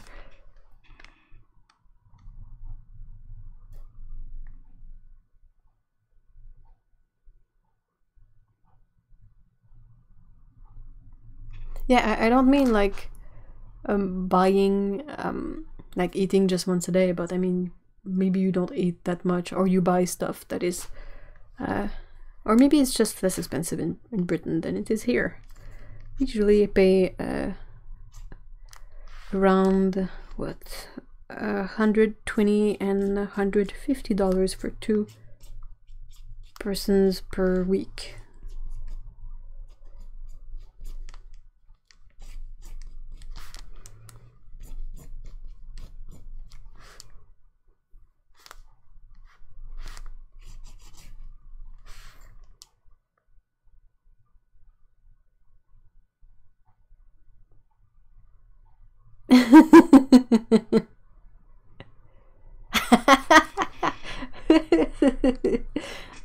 Destiny's saying that when they go south to a grocery store, they zone in ecstasy.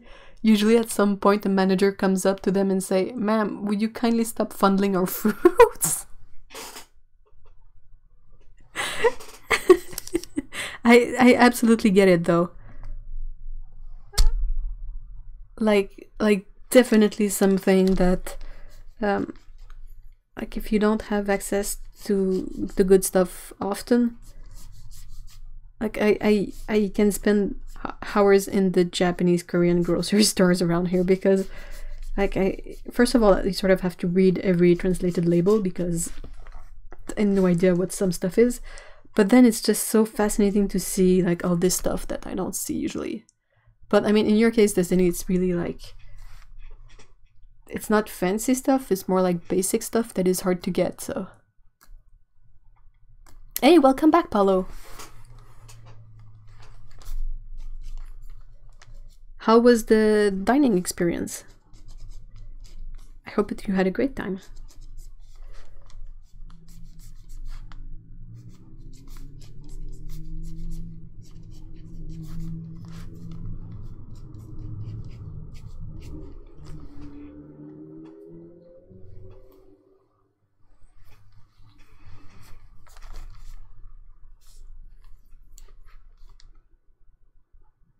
It's gonna be pretty intense to draw all these patterns.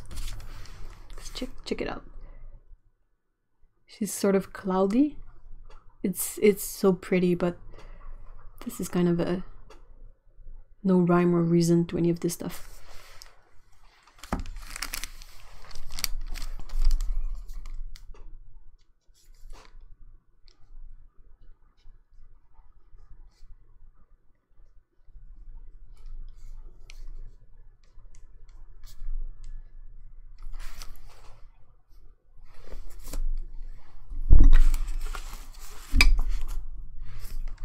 Oh yeah, Japanese Korean grocery stores are amazing. Oh, all this stuff. I'm so overdue for a visit to mine. I'm all out of the good stuff.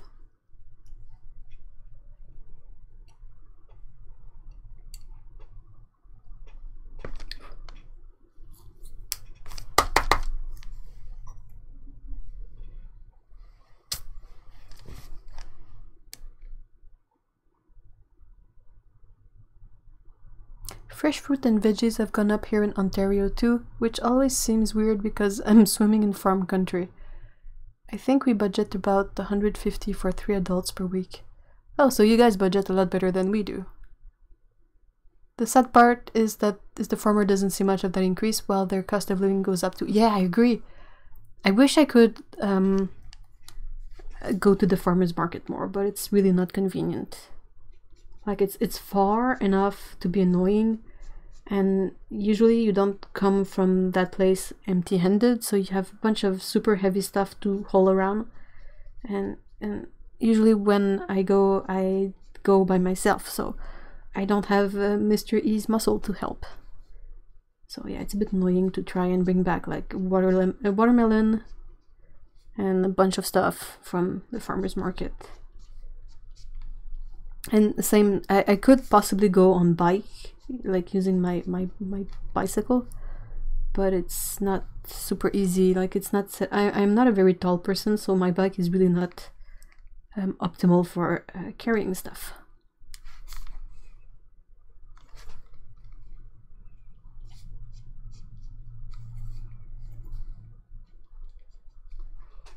So yeah, long story short, I think that farmers market are the best if you want to encourage the farmers, but it's not always easy to have access to one.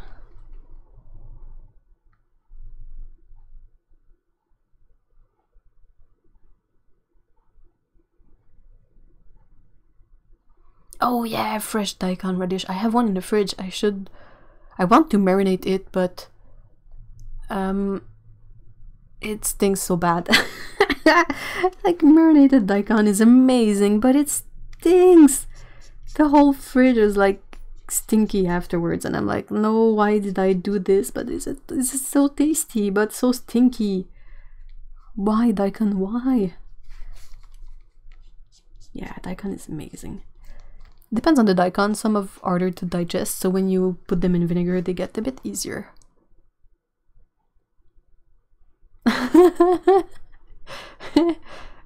Cryptic cat message from Heather.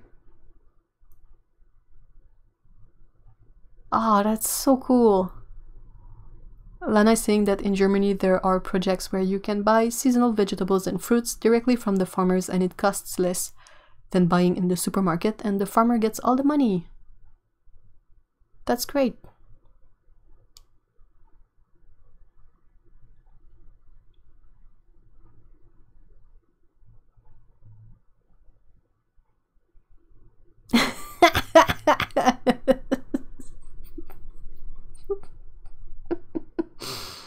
Oh, I use like tightly sealed jars, but the problem is twofold. Is that if you use something that is too tightly sealed, the fermentation of the daikon is gonna cause some problems. And then even if I use the most closed up container for my daikon, it still stinks up the whole fridge. The thing is nuclear. It's just insane how stinky daikon is. It's really tasty though.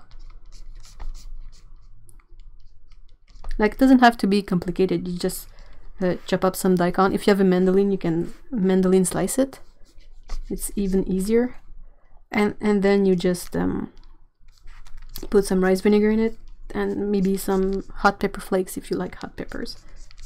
And that's it. And you just wait a couple of days in the fridge, and then you stuff your face in it. And it's really tasty, but really stinky. What's a daikon? It's like a huge radish. It's a Japanese radish, but it's really big.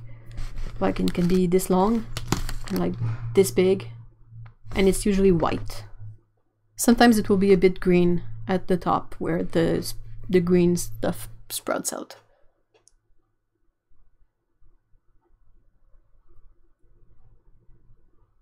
But yeah, I've tried all sorts of containers to try and limit the stink of the daikon, but nothing really works. The only thing that works is eating it fast enough that you can wash off the the container, and even then, sometimes I wash the container, and even if I wash it super well, it's still gonna stink of daikon for a couple of days.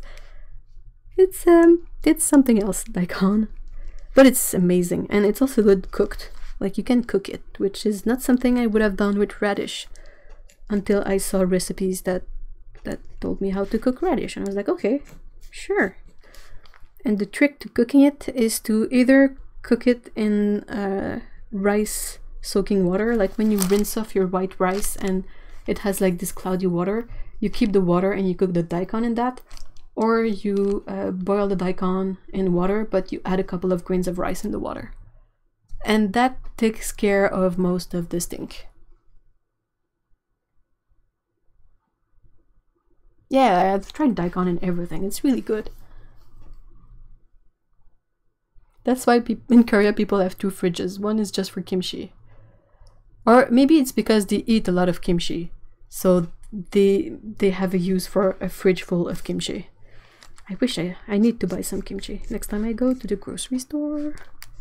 Like, they have this weird kimchi-like thing in the health food stores around, but it's not real kimchi and it's not really good. It's more like sauerkraut that pretends to be kimchi.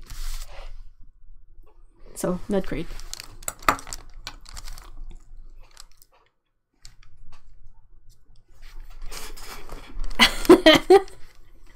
What? Okay, so Sam is back and he's saying that Bulgarians made an Etsy knockoff that takes 15% of your money every sale, comparing to 3% real Etsy. That's not great. That's no fun. Just nope. There are radishes of all colors. Yeah. Oh, did you see, Paolo, did you see the ones that are like sort of variegated? Like, they're a bit red, pink, and they become white.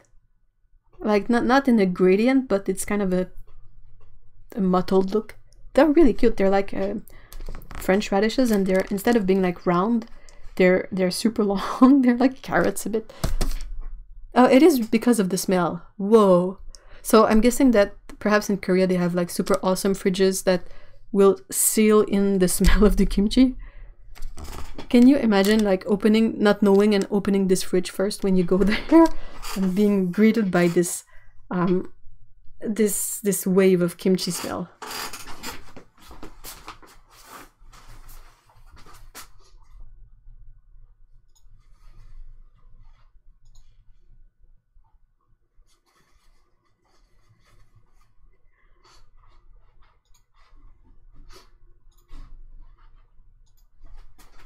I will mute you guys while I take care of my nose.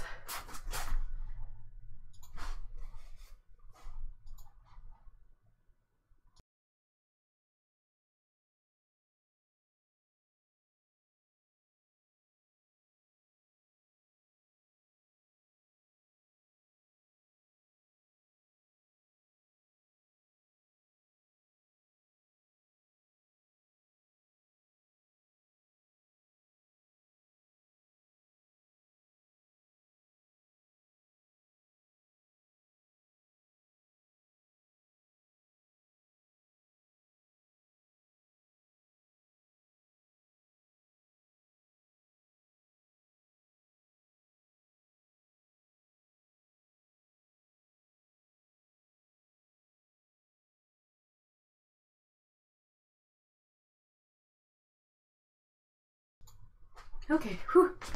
Sorry, I was sniffing a lot and it was annoying. I also took a look at the computer and like the image was really burnt bright, which is weird because when I set it up earlier, this settings were fine. So I made it a bit darker. Let me know if that's an improvement or not.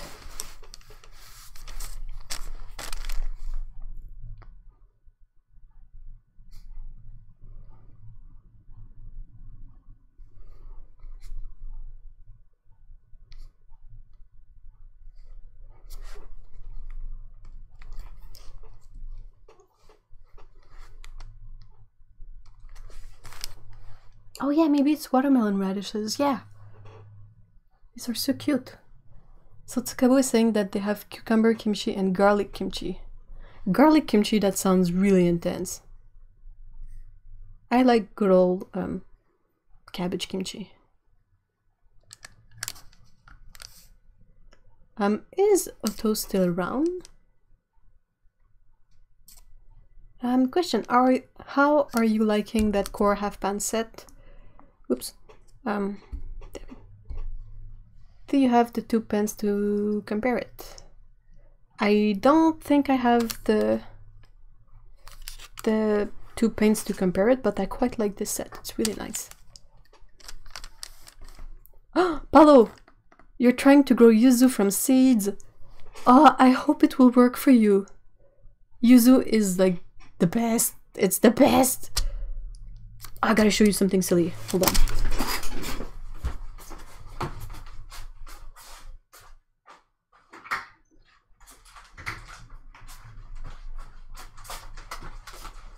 Okay, quickly. I know, I'm supposed to be drawing, but yeah, okay. So, recently we went to the dumpling restaurant that's not so far from here, and they have kind of a small shelf of mostly candies and mochi. It's yuzu, it's not Yusuf. Okay, so yuzu. Okay, it doesn't want to let you write yuzu, right? Autocorrect is like, no, it's Yusuf. You mean Yusuf, right? Hey. But anyway, long story short, there was this, and well, just from the packaging, it's I can't like read what it is right away. I could possibly read this, but not know what it means. But if you flip it, they have these stickers, and it's basically yuzu peel with the ingredients. And if you look at the ingredients in English, it says yuzu citrus, sugar, honey, citric acid, trehalose, vitamin C. You know, fine. And then I read the ingredients in French. So it says ingredients: yuzu agrumes, which is yuzu citrus, sucre, which is sugar, and then it says mon chéri, because it translated honey like the endearing term instead of like what the food ingredient is. So it's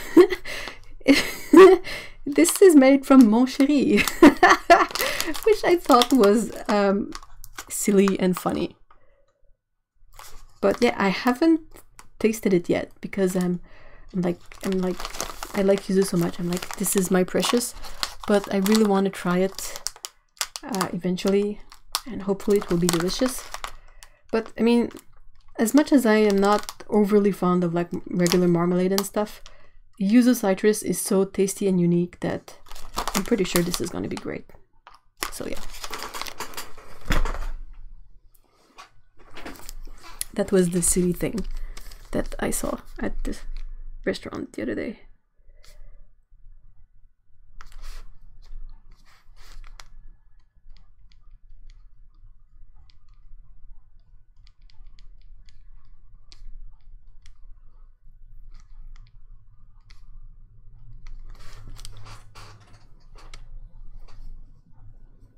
Yusuf Cat Stevens, so totally appropriate for Caturday.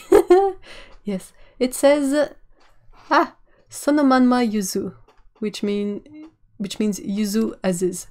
Huh, okay, cool. Yeah, it's a great translation error. It's like really funny. Yeah, it's mon chéri is like my dear. But so they translated honey as mon chéri instead of All the available tips about using quills, please. You don't really need to know anything special about using quills. They're basically just like brushes.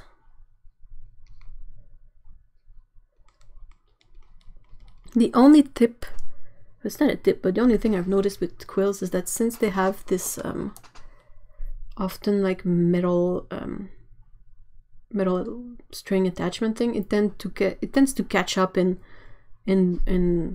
whatever you use to mop up the extra paint or the water. But aside from that, it's same thing as regular brush. You try not to get water over the top of the quill part like you would with a ferrule, and you wash them carefully and you take good care of them like you would any brush. I am sorry, I don't know anything special about quills. I just basically use it like a brush.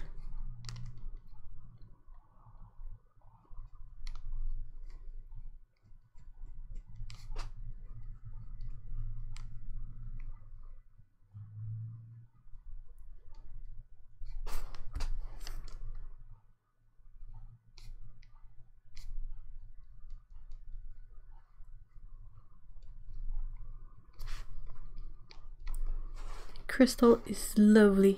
Oh, I kind of see kitties and I'm like, oh, I hope I get to foster a kitten like that, or like be a forever home for a kitten like that one day.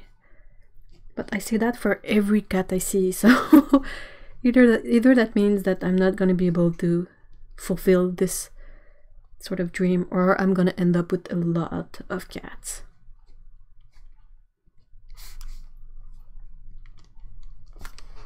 I'm fine with having a lot of cats.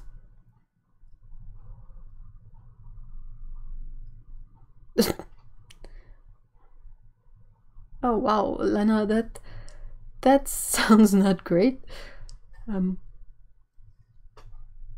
Yeah, I've seen all sorts of really weird, like nonsensical translation from like Japanese or Chinese or Korean to either French or English. But this is the first time I see like something lost in translation that is so funny, because sometimes it will just be like the peel of the citrus that is green, you know, something just weird that you wouldn't say like that, but that is like clumsily translated. But to find something that has a whole other meaning and that the something is also funny, like the mon chéri and the yuzu peel.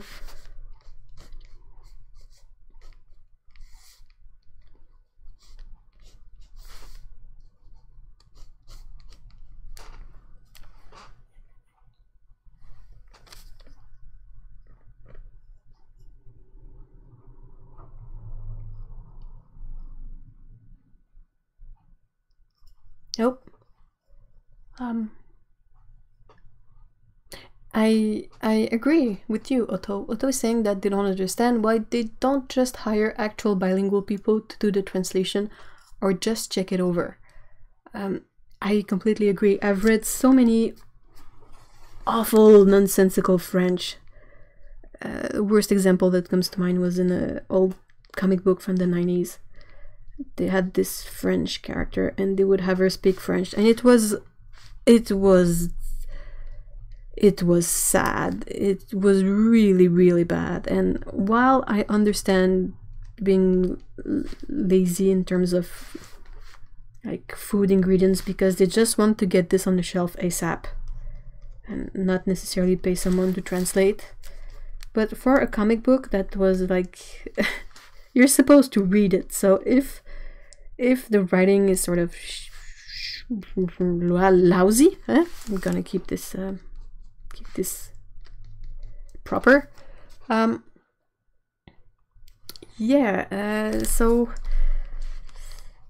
that was just sad. And I mean, anyone who reads comics, they get over here. They get into the French part of Canada. So like anyone I know, they would have happily checked it for them. Like find a comic book artist writer that is French Canadian and get them to check this stuff up just quickly. It's a couple of lines. It's not gonna take a long time. But yeah, it was so bad. So bad. And it's, you know, it's almost insulting then, because you're like, why do you want to feature this language in your thing if you won't even bother to provide a minimum of checking, you know?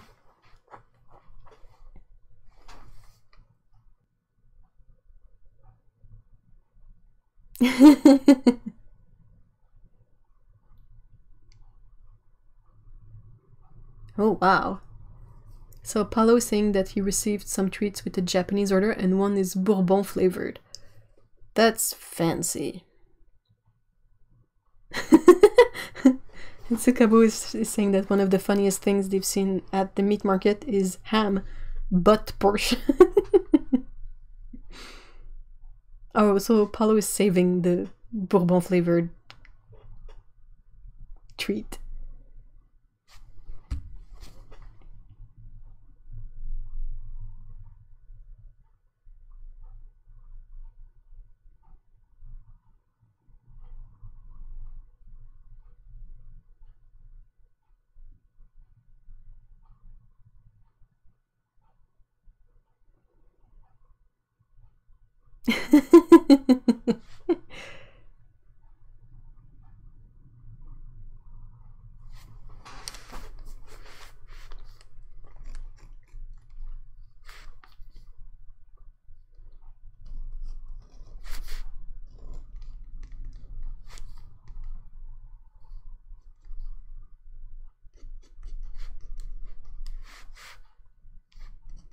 I love that Crystal has like dark fur under her paws and a super dark tail, but there's no gradation. It's just you get to the tail and the hair gets dark. That's pretty funny.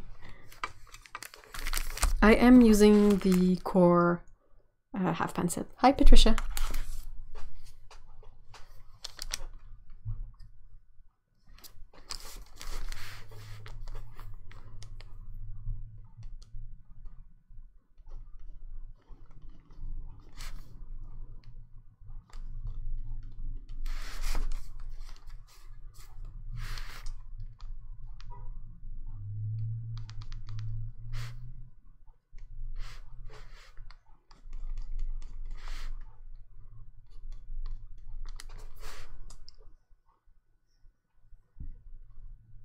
Oh yeah. Ellen is saying that comics in the 90s played fast and loose with accents. Gambit's French was hilarious at best and insulting at worst. Yeah, I remember that. That was bad.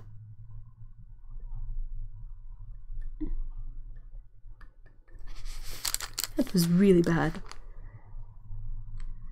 It's so sad. And like, if you want to make the character speak French, either you make it work by using very little of it and not having to deal with the risk of writing something wrong, or you just ask someone. Even prior to the internet, there was still the telephone. You could call someone and inquire, like just someone working in the same industry but that could possibly know French a bit and would be able to give you a quick first impression on if this works or not.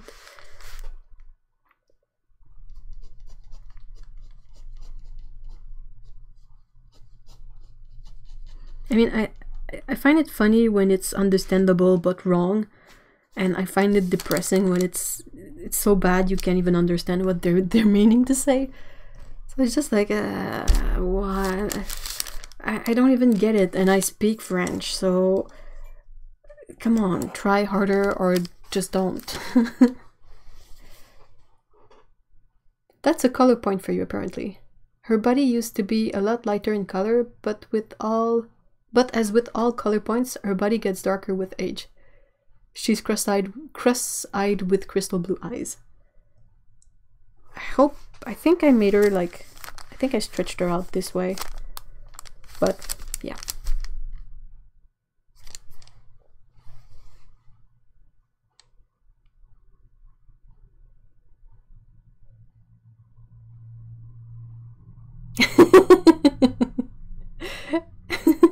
Ellen is saying that they speak bad Canadian high school French and have enough to get through the Montreal Canadian games on the SRC. That's about all I got. Well, Canadian French is not the easiest to learn as well, because French is hard to learn. Because we somehow decided that some words were feminine and some words were masculine in the way that you use them. So if you come from a language like English that doesn't make that distinction, you have to learn all this new stuff, all this new extra layer of knowledge that is absolutely not instinctive at all. Like, for some reason, table is a feminine noun and chair is a feminine noun in French, but you got other words that are masculine. So you often see people around here who are learning the language and they will get it wrong.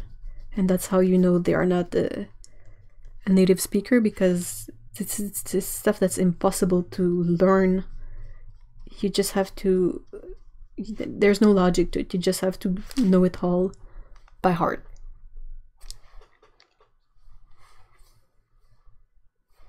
I want to learn Japanese too. I keep meaning to check out my books and ask a million questions to Otto, but there's not enough time in a day for all of that.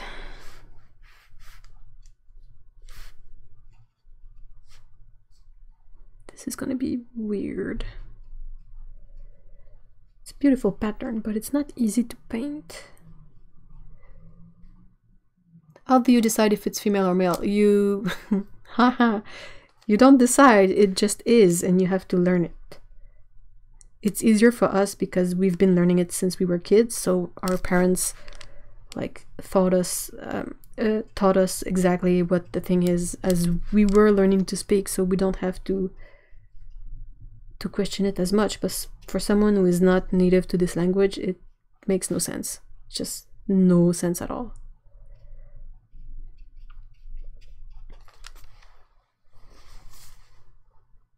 Well, I can help you if you want more French translation, Otto. Many household items, though, tend to have feminine designation. That's true.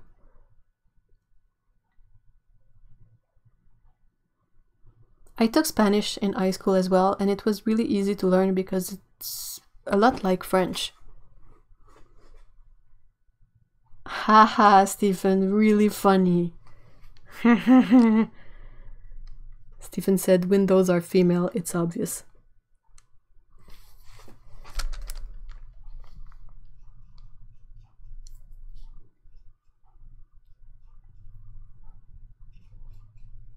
It's just stupid the way French made that happen. It's really, really pointless.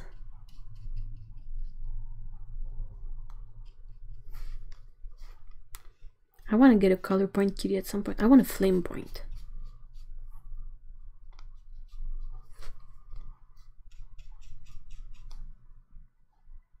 I want all the kitties.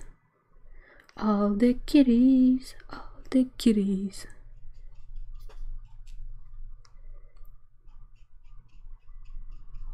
I keep saying that if something was to happen to the neighborhood tortoiseshell, we should take her in. It would be hell, but I can't bring myself to just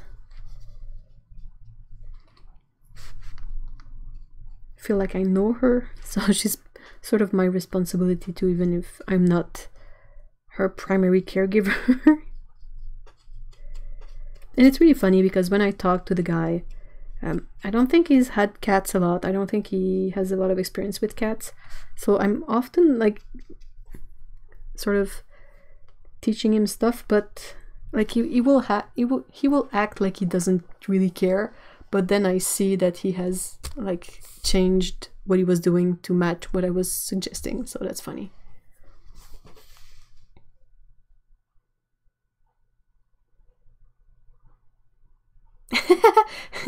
Heather is saying that something which does not reproduce sexually should not have a gender.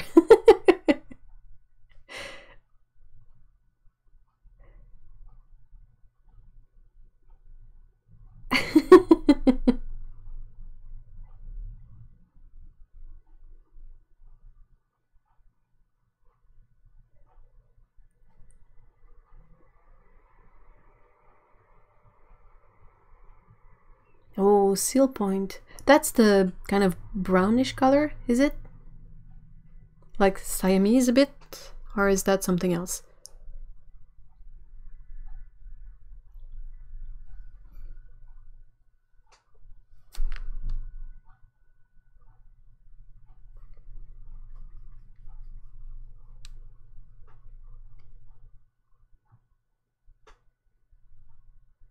Oh, wow. So Paulo is saying that in Portuguese it's just like in French, but there are gender changes, like the C is female in French and male in Portuguese. Wow, that has got to be confusing. Like even more than... as if it wasn't confusing enough anyway. Let's just make it even more.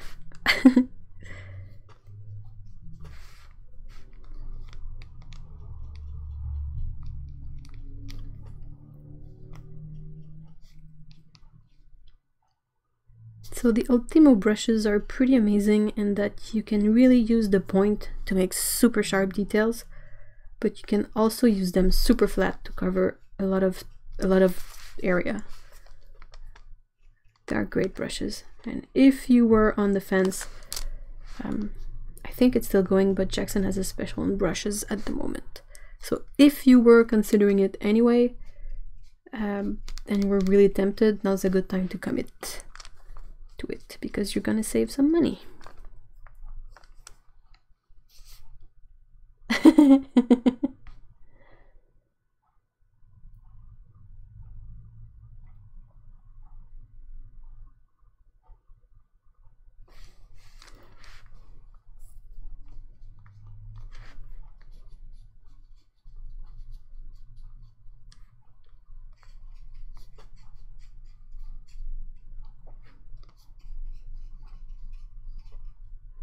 I think that Portuguese is really interesting to listen to, even if you don't understand it, because I think it's a bit of a mix of languages, unless I'm mixing that with something else, but it's one of those languages that I can listen to and like I feel like I understand, but when I try to understand, I realize that I understand nothing at all. So it's really weird. The same happens with some of Creole's dialect, like especially those that have a French word here and there. I had a friend, a coworker that would speak Creole with her family, and I would try to understand. Like I knew I could not, but I would just try to listen and understand, and it's really weird the way it feels familiar, but you still cannot understand a single thing.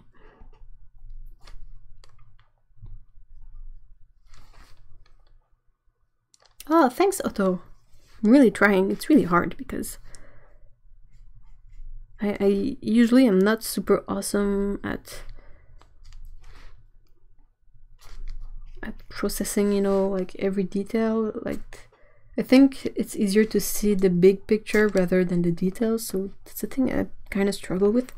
But this pattern, it's like I'm tempted to just go blah blah blah blah blah, but I'm still trying to reference the picture. Like same with the tortoise shell. It's like how am I supposed to like with the tabby it's easier because you can see the logic of the markings, but there are some other types of markings that just don't have any logic to them.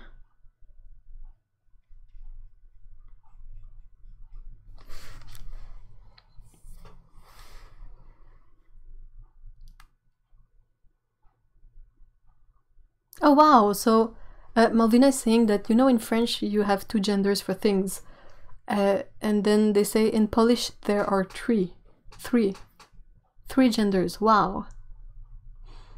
So I guess it's the same thing. I guess it's probably easier to learn when you are a kid and your parents speak the language to you, rather than trying to memorize all that stuff afterwards.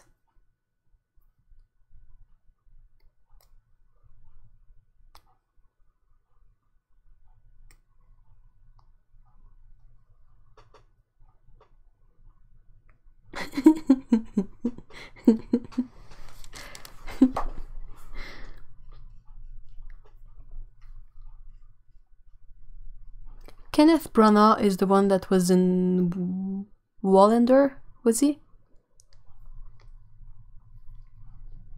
Will anyone know what I'm talking about? I watched Shetland on Netflix and it was really awesome.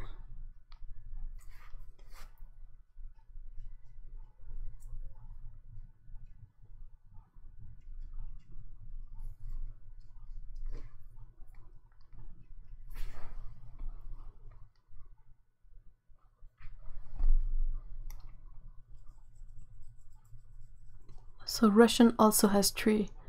Female, masculine and neutral. Oh, interesting.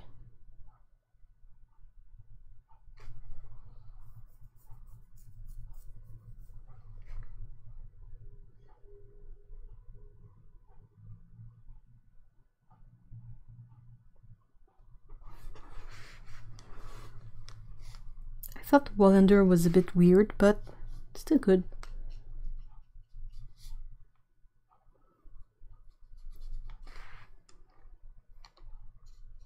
Shetland was great too. Shetland was like just fun to watch because the place is so pretty.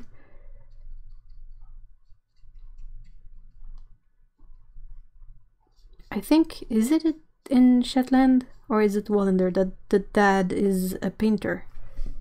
I can't remember. These shows are very similar.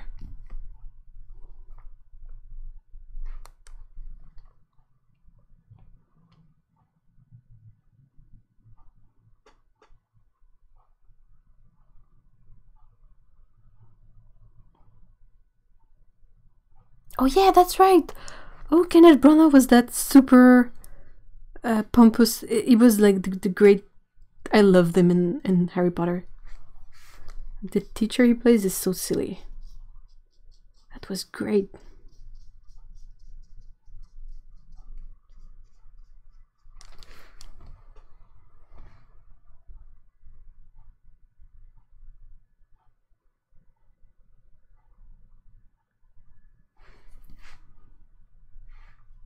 Who said that Hercule Poirot is French? I hope. If it's me, I'm sorry. That was not intentional.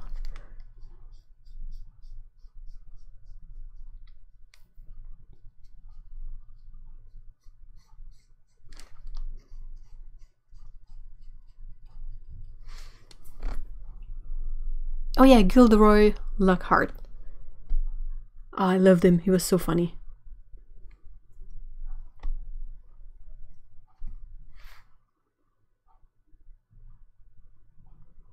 I wish I had a cobalt blue to color the eyes.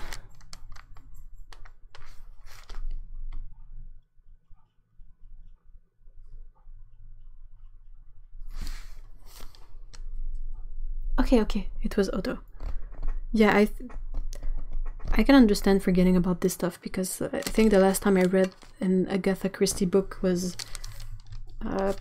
a good 20 years ago. I don't think I would have remembered that Poirot is Belgian and not French. Besides, Poirot is not written the same way, but a Poirot in French is a leek. Yeah, you know, the vegetable, a leek.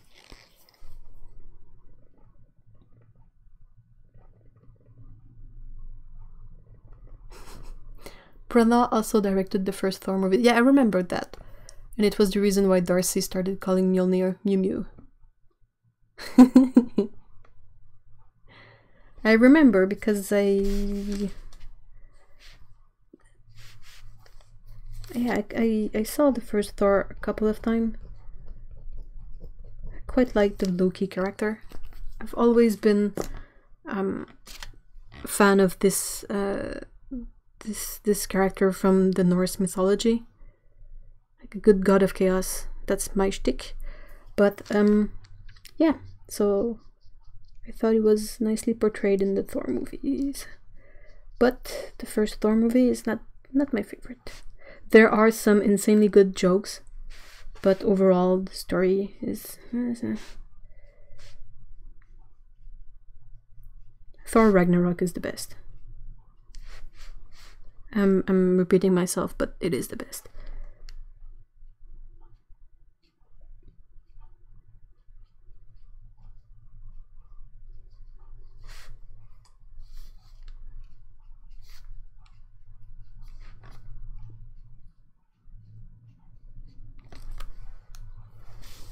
The guy who played Loki was in Wonder. Yeah, that's right.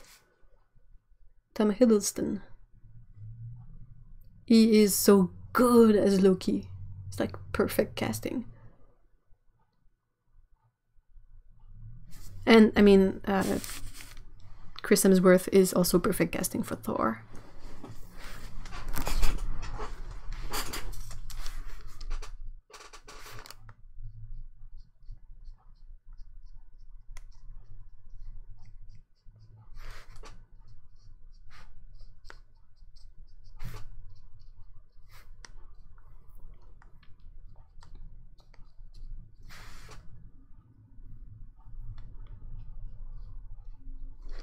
Okay, I think that's mostly done.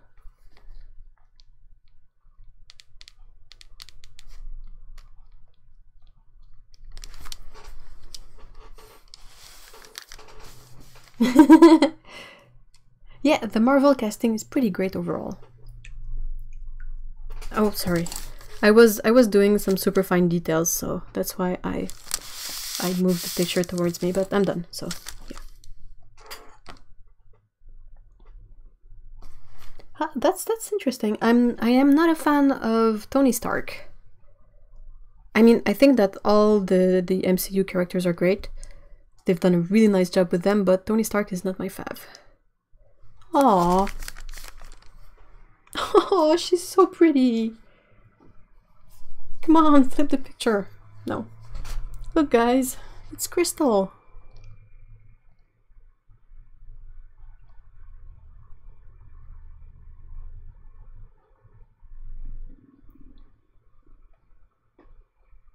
She's such a pretty cat. Hello. Oh yeah, more. Who is this guy? Who is this one?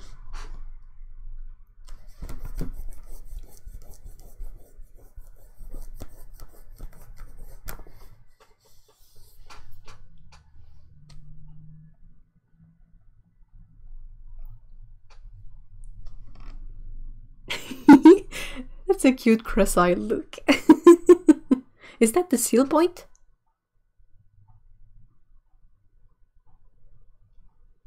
I'll take 10. Yep, me too. Can I have a baker's dozen? Oh, you can see that she's cross-eyed. It shows. It shows.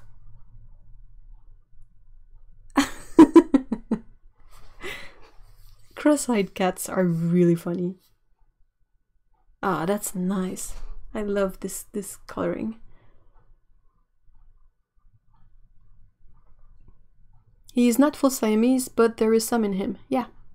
The blue eyes and the cross-eyed stare is always a good indicator of Siamese somewhere in there. I am not gonna attempt to paint the super awesome bed cover that is under Crystal, because that is gonna break my brain, but I will put some kind of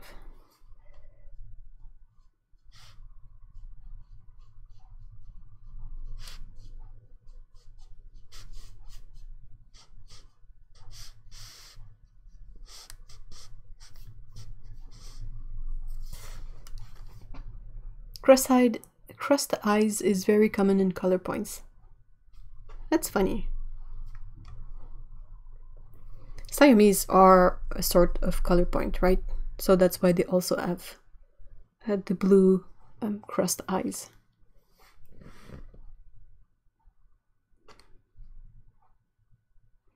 That's been kind of a long stream already. Do you guys want me to try for a fourth doodle, or do you guys have other things to do? We need another doggy. Another doggy. Those are hard though. Holy moly. Oh no, I know. It's gonna be difficult though because it's kind of a dark doggy, but look at this one! Look at him! Just how cute is that one? It's insane. I got another good picture. Look at that! Look at the tiny paws. Look at the shortest little paws.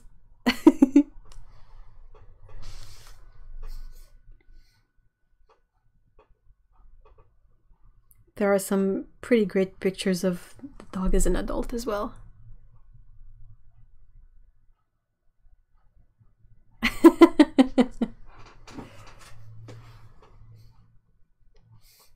Okay, so that's one of the dogs. That's Anika.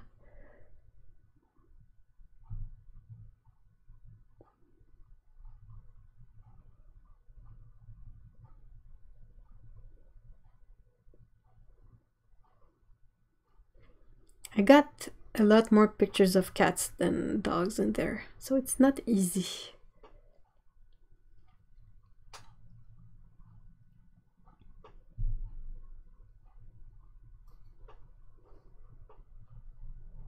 Alright, so I will try and draw a Geralt because he's so cute. Okay, let's try this one.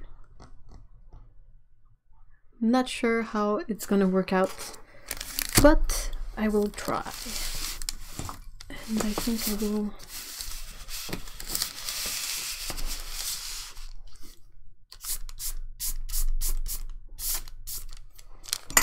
I'm just gonna grab something to drink though.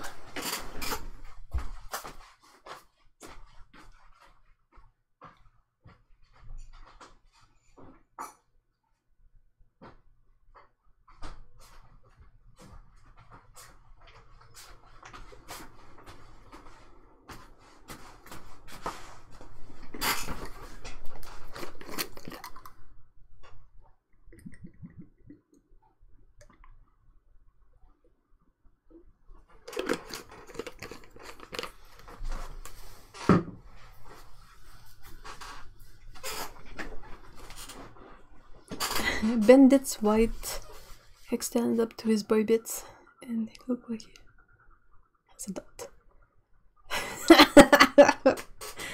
Okay.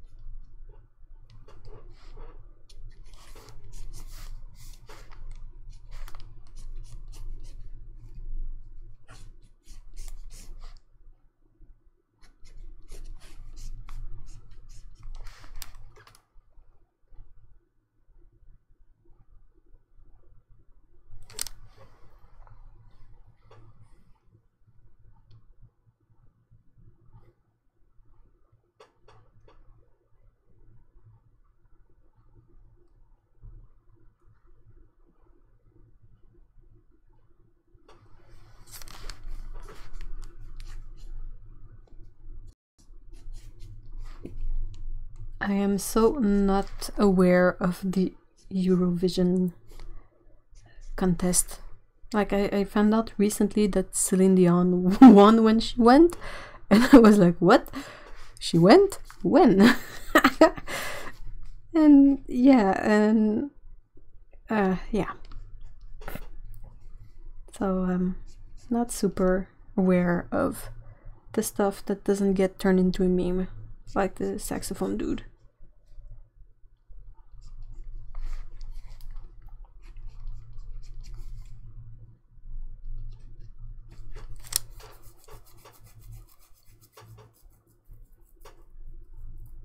Oh, bye, Patricia.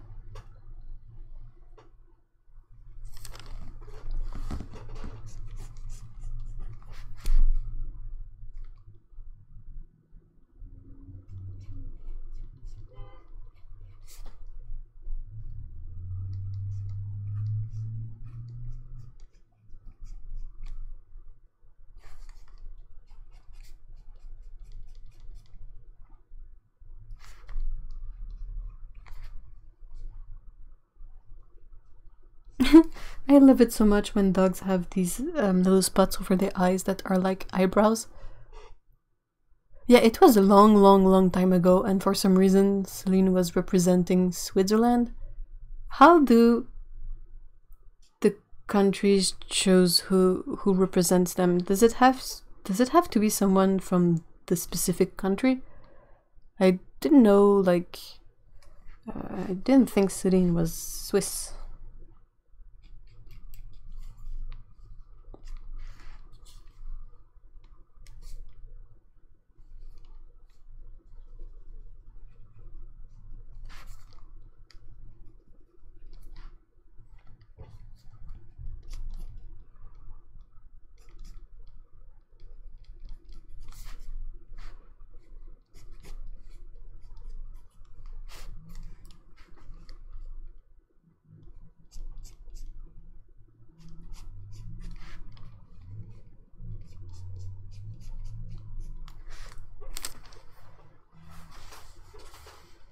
Oh no!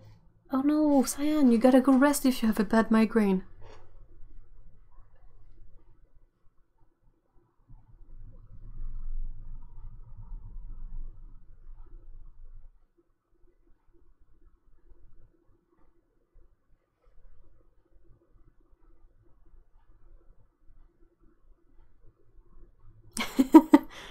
Dan is like the encyclopedia of Eurovision. What's up with that?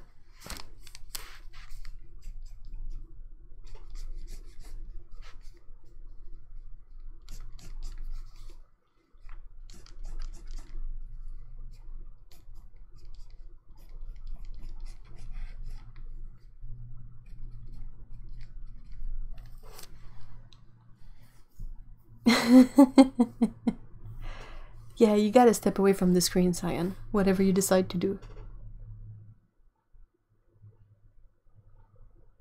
Oh, speaking of Celine Dion, did you see the song she made for Deadpool 2? Second try, for the Deadpool 2 movie. Like, Deadpool movies are pretty silly to begin with. So it's kind of really funny to see Celine attached to it because she has like major cred, and that's a Deadpool movie. So, and the song, I mean, I am not a huge Celine fan. I'm not a fan, but the song is quite nice.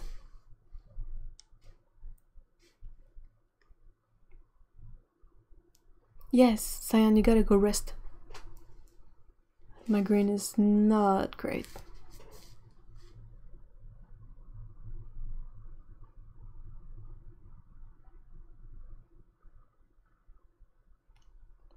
Good night, Cyan. Take care. I hope the migraine will go away soon. Oh yeah, look it up. She made the song, I think it's called Ashes. But look it up on YouTube because the video that comes with it is hilarious. If you like Deadpool and that kind of humor.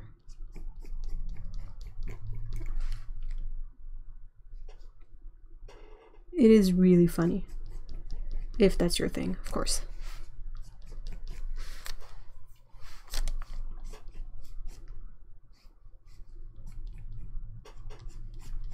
A funny thing about Celine, I find, is that when she sings in English, she has a really good English, I find. I think she does a really decent job. But then when she speaks in English, you can really hear her accent. So I thought that was really funny. It's like, when she sings, she sounds like an American, and then when she speaks, she's definitely a French Canadian. I thought that was quite funny.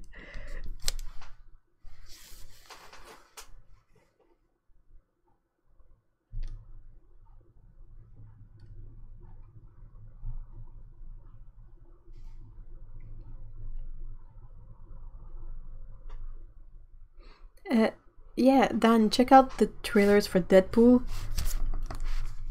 Deadpool was a really funny movie. It was the funniest until we had Thor Ragnarok. Now I don't know which one is funniest. I think I prefer Thor Ragnarok because it's just more silly in a different way.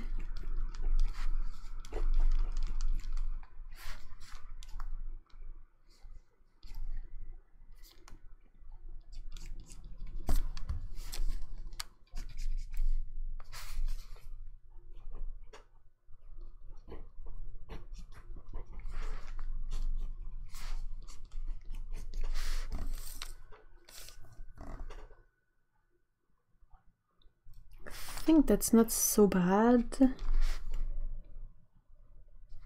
It's maybe a bit skewed, but that's difficult.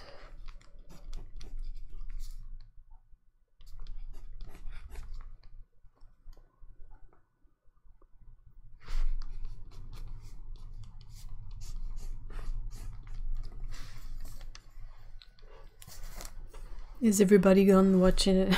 Gone to watch the the Celine song? That puppy is Geralt, I think.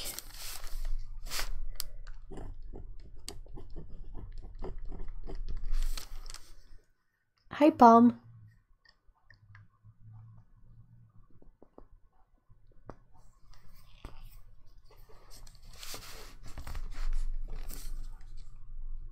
Yeah, I mean, like her music or not, Celine is a force to be reckoned with. She is quite something else.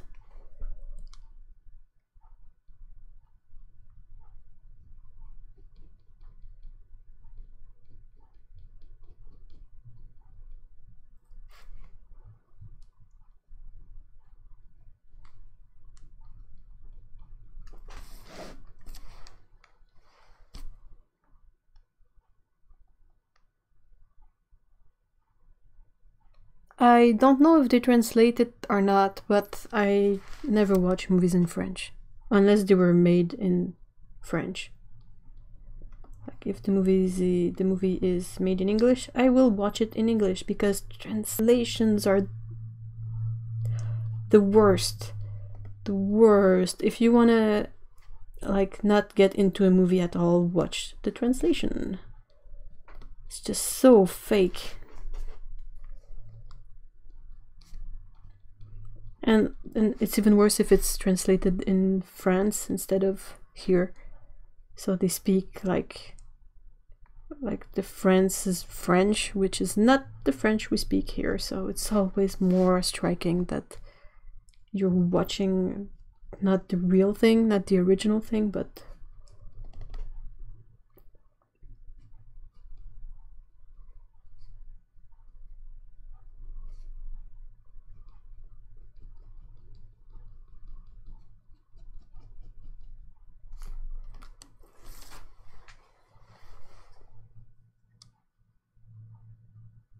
yeah, hold on, I'm catching up on chat.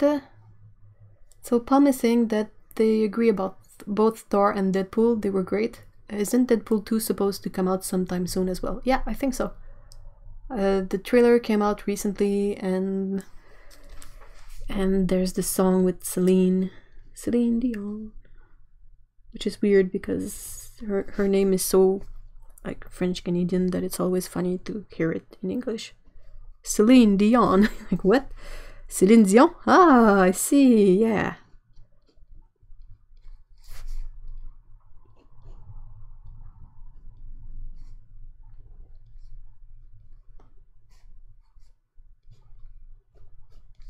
Oh my god, I'm so bad at drawing dogs. So sorry, doggies. I made the eyes so big. It looks like a little alien dog.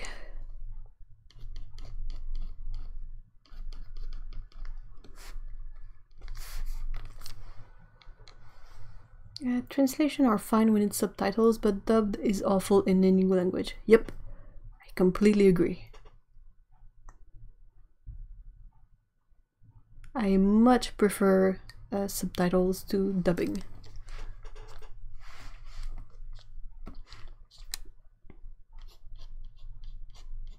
The only series that I can think of that they did a great job with the dubbing over here is The Simpsons, because they went and got French-Canadian actors to dub it, and they adapted the content. Like if they would mention, if it was possible, but like if they would mention, say, President Clinton in an old episode of The Simpsons, they would change the name to our Prime Minister at the same time, if the joke would work.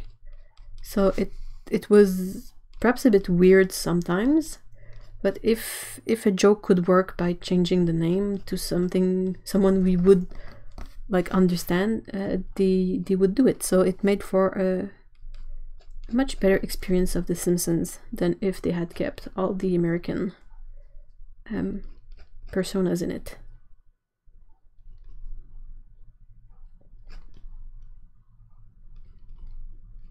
Don't think they do that anymore with the newer, but then again, I don't know.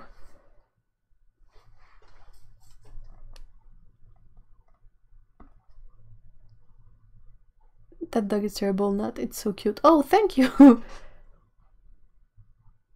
Now, Dijon is something, but her name is Céline Dion. It's not Dijon. There's a J in there that you're gonna pronounce when you speak French. Yeah, want to hear Jean Chrétien's name in an episode of The Simpsons? Yeah, I think that happened. It's been a while though, so maybe I got that wrong, but in my very vague and possibly faulty memory, that's what they used to do with The Simpsons. It was great to have like the language be one I would, you know, feel like it's happening here, because it's not French, it's local French, so you feel like The Simpsons are more of a thing you're allowed to understand, as opposed to just being a spectator of the thing and not being able to really take part in it. So I thought that was great.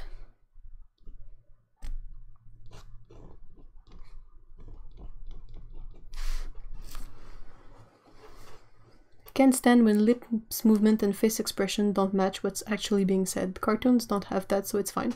They still when you do a cartoon, you have to sync the lip sync. Yeah, you do have to, if it's a decent cartoon, but you have to match the lips to what they are saying. It's a part of the animator's job to do that, but it's less obvious when they dub it that it's not a perfect match with the cartoon. It's not as jarring because it's already something that does not feel like reality. It's a cartoon, so it's different. But when it's real actors, that's when it gets really weird that the acting of the face and the lips movement don't match, because you can really tell that they don't match, since it's a lot more precise and it's real, and our eyes are really good at catching up what feels off and what doesn't feel real. And I'm not taking this out of my butt. I studied animation, like cartoon animation, so that's why I have a tiny bit of knowledge of this stuff.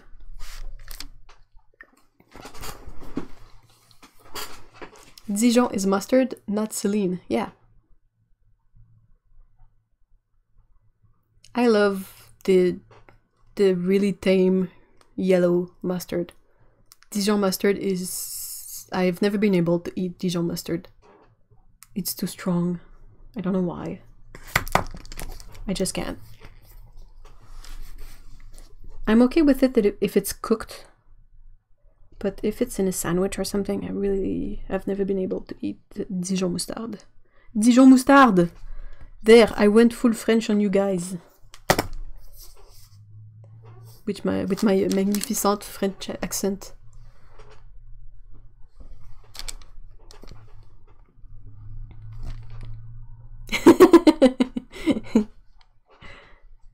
Victoria is saying that they think they will have a pretzel later just so they can have some mustard. Okay, so Dougie.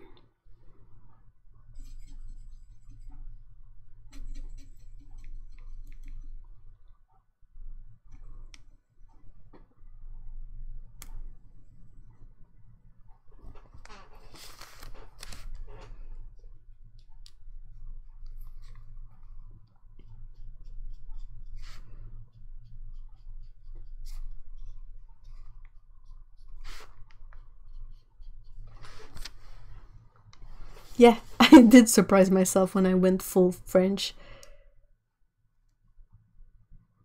Going full French can be your superpower. How to suddenly make it that no one can understand? Go full French.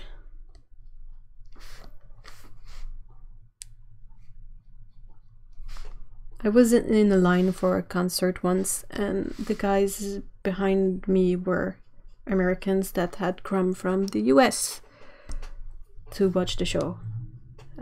I'm guessing that Montreal was the closest location for them.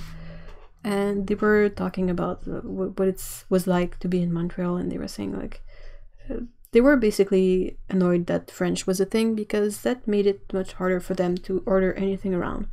And the guy said, "Oh, I know a trick, I know a trick. Basically, you just say what you want with the French accent and they will understand. So if you want sausages, you say sausage, sausage." And it made me laugh so much. And I was like, that's such bullshit. But yeah, every time I see sausages, I keep sausage, sausage. Give me some sausage, and makes me laugh.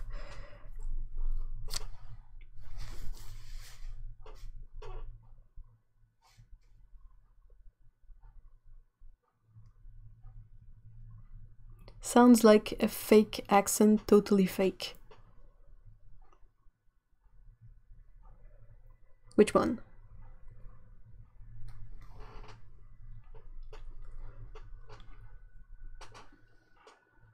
Nobody fakes a fake accent.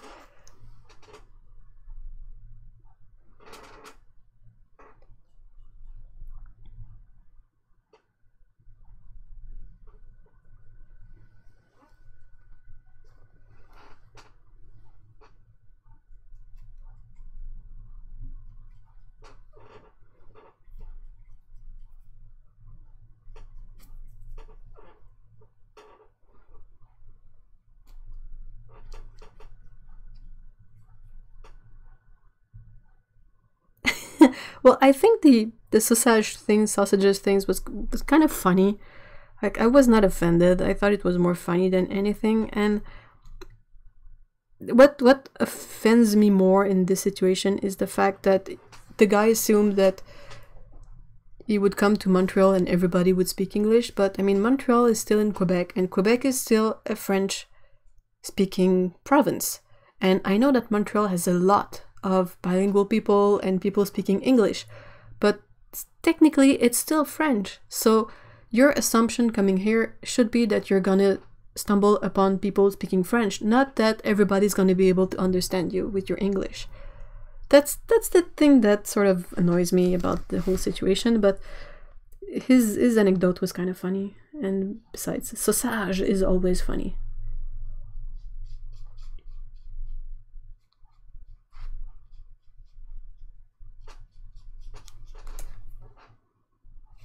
It's a bit baffling to be in Montreal and often, really often see people who have never bothered to learn at least a basic French, like yes, no, please, thank you, how are you, but in French. So it's just weird, and some of them, they don't even speak English either. So it's just odd, because I'm like, well, this province is, especially this city, but it's fortunate enough that we speak French, and a lot of people in Montreal speak English. Not everyone, but a lot of people. But then you still find people that will not even bother to learn a bit of the language. It's kind of weird. It's like if I were to move anywhere else in the world where they don't speak English or French, and just kept speaking English or French at them until someone would understand and be able to help me. Or like, say you're at the store and you want to ask a question, well, you should make a bit of an effort to speak the local language if you move somewhere that has a different language. You know, at least the basic stuff.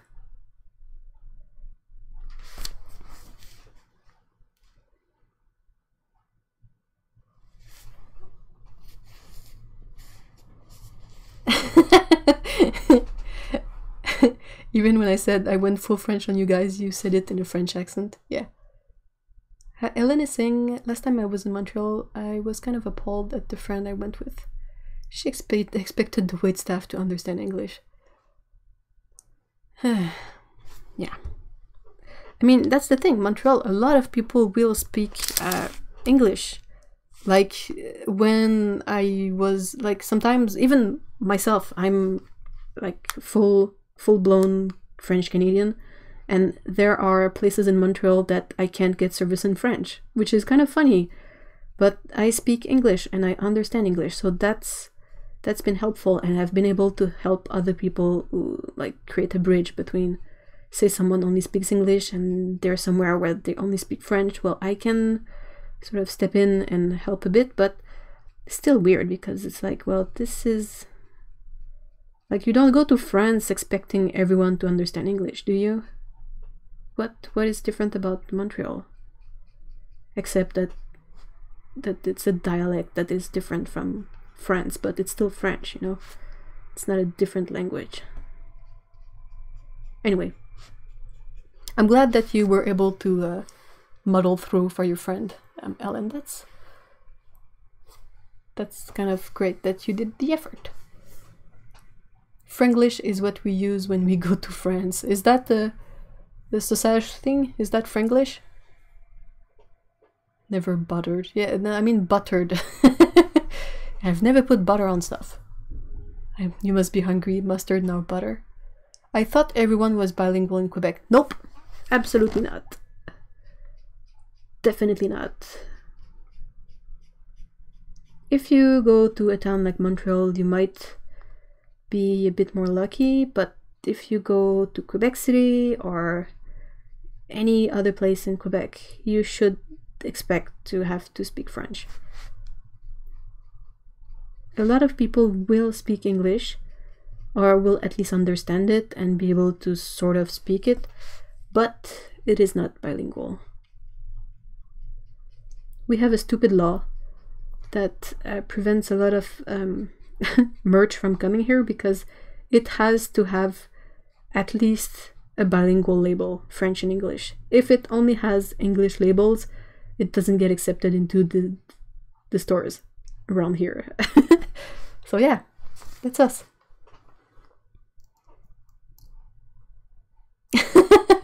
Ellen says, I got stories. Retail is the best way to understand humanity, I swear. Oh, I agree. Retail is its own kind of hell. Yeah, oui, non, s'il vous plaît, merci. Où sont les toilettes? Excusez-moi, quelle heure est-il? You know, just basic stuff.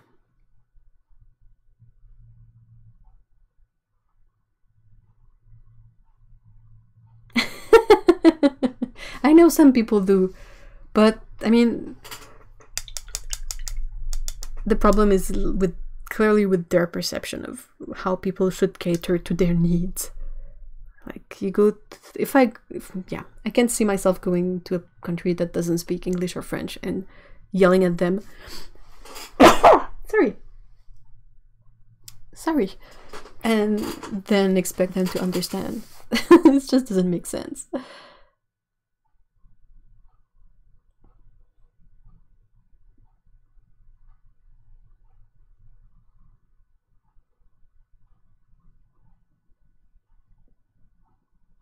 Yeah, Paulo brings a good point. He says, at least ask if the other person can speak English. And it's a good sentence to learn in the local language. Like, if someone comes to me and says, parlez-vous anglais in French, it's not a lot of words to remember, you know, parlez-vous anglais, that's 3 words. That's fairly easy. And it just puts you in such a better light than if you just come over and start talking to me in a language I might not understand. So yeah, it's just basic stuff. But then again, sometimes the stuff that appears basic is not basic for everyone. Oh, that's so cute. I'm sorry, little doggy. You're still cute. I'm gonna get better at drawing doggies eventually.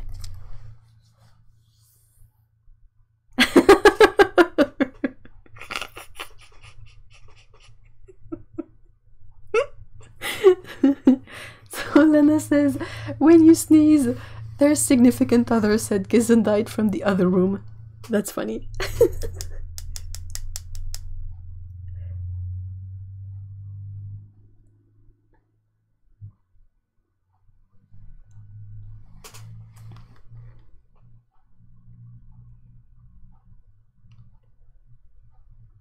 Oh, well, thanks, Hercule Poirot. It's oh,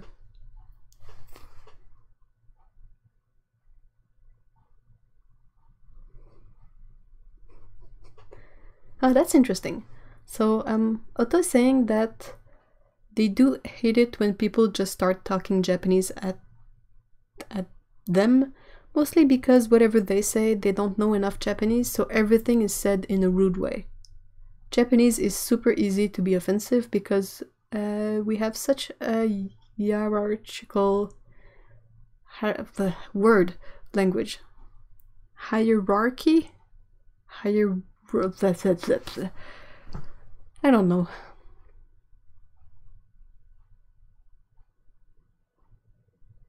No, it's not about dishing the English language. It's just about being respectful of what is the native language where you go. Like, if I go to the UK and start speaking in French, I don't expect to get any kind of good service. I will try to speak English because that's the language there. But same way, people who come over here should perhaps, you know, buy one of those travel to Quebec guide and learn a couple of sentences in there.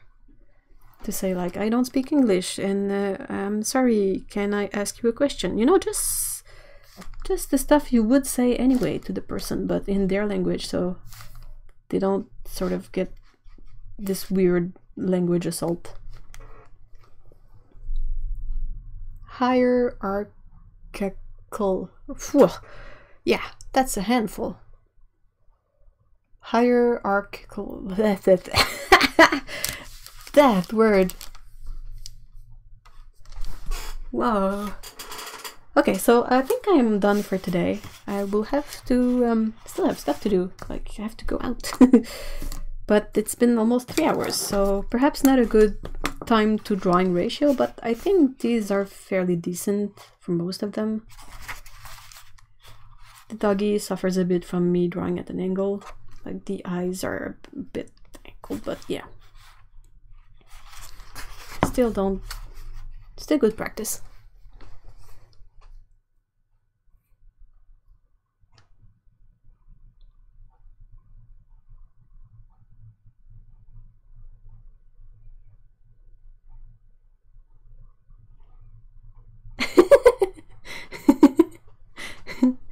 Ellen said English spelling is an interpretative dance at best. Say that 10 times fast. Nope, not gonna happen.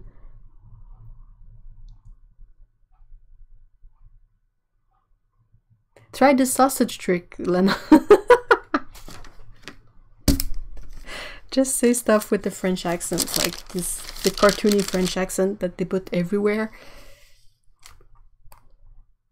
There's the, well, I am not French from France, so perhaps that's why I don't get it, but most of the portrayals I see of French people with the hon hon hon hon thing, I just don't understand it. I'm like, what is that supposed to be? Who does that? Nobody does that. What is that even? It just makes me uncomfortable. It's just like, weird sound that no one makes. What? Yeah. Again, Sonny, Tiffany's kitty that is currently missing. So let's channel some good energy to summon Sonny back home. And hopefully healthy and well with his cat brother Desmond. Because both cats are Tiffany's and both are missing. Then we have Akina and the human bean. The human bean has a name, but yeah, just gonna call her the human bean for now. We have Crystal, Heather's cat, one of her cats. And then we have Geralt when he was a puppy. So yeah, that's our pets for today. Well, and human. Humans are not really a pet.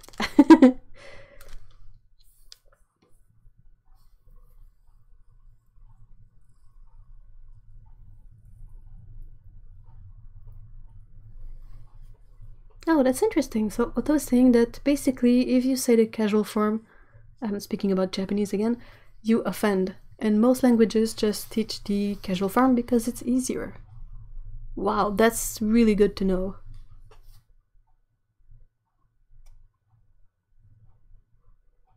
The pronunciation. Yeah, French pronunciation is a bit weird, but you gotta listen. If you listen to a bunch of French stuff, you will get the hang of it.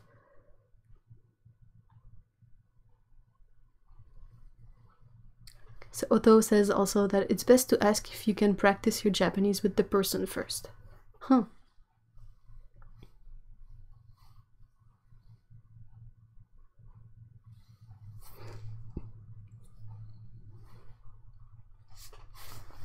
Alright, so, sorry for the noise, but that's it for today's kind of long stream of pets. These were fun to draw, don't get me wrong, I always have a great time drawing these, but it's not always easy, and I apologize if any of those are offending to anyone, who knows. But thank you everyone who volunteered pictures for me to draw. You can still volunteer pictures. The easiest way is to share pictures on Instagram using the hashtag EveDrawsPets, all in one word. And I usually check out the hashtag on Instagram and add the pictures on the Pinterest board. And you can see the Pinterest board in the description of this video. I put the link in the description. So yeah, I've done quite a few of these doodles and they're excellent practice and I feel like I'm learning a lot. But also if I if I sketch out your pet and you want the little sketch to be sent to you, just reach out to me and we will set something up. I won't make people pay for these because they volunteered their picture and I drew them, but I appreciate if you can cover shipping, which is between $1.50 and $3.50 in Canadian currency. So yeah. Anyway, if you want a sketch I've done, just reach to me either in the comments or Twitter or Instagram and we can set up something. I will be there again next week on Saturday for the Caturday Livestream. Not quite sure yet what I'll be doing. I will see then, depends on my mood. Like if I have a headache, I might do something a bit simpler like doodling pets. But if I might also do an illustration if I feel more like it, depending on the mood. So yeah. So that's it. I will just quickly check the chat before I go.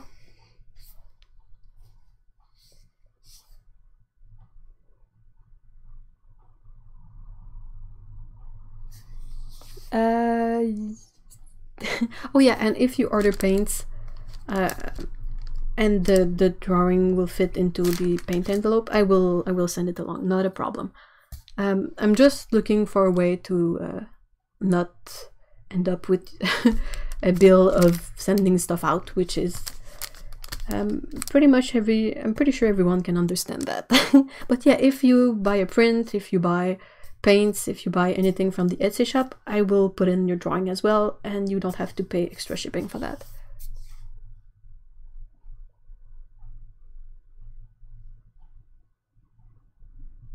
So yeah, alright, so have a good weekend everyone, enjoy the rest of your Saturday, or good night for some of us who are in the European region, and we will see each other again soon. So bye bye.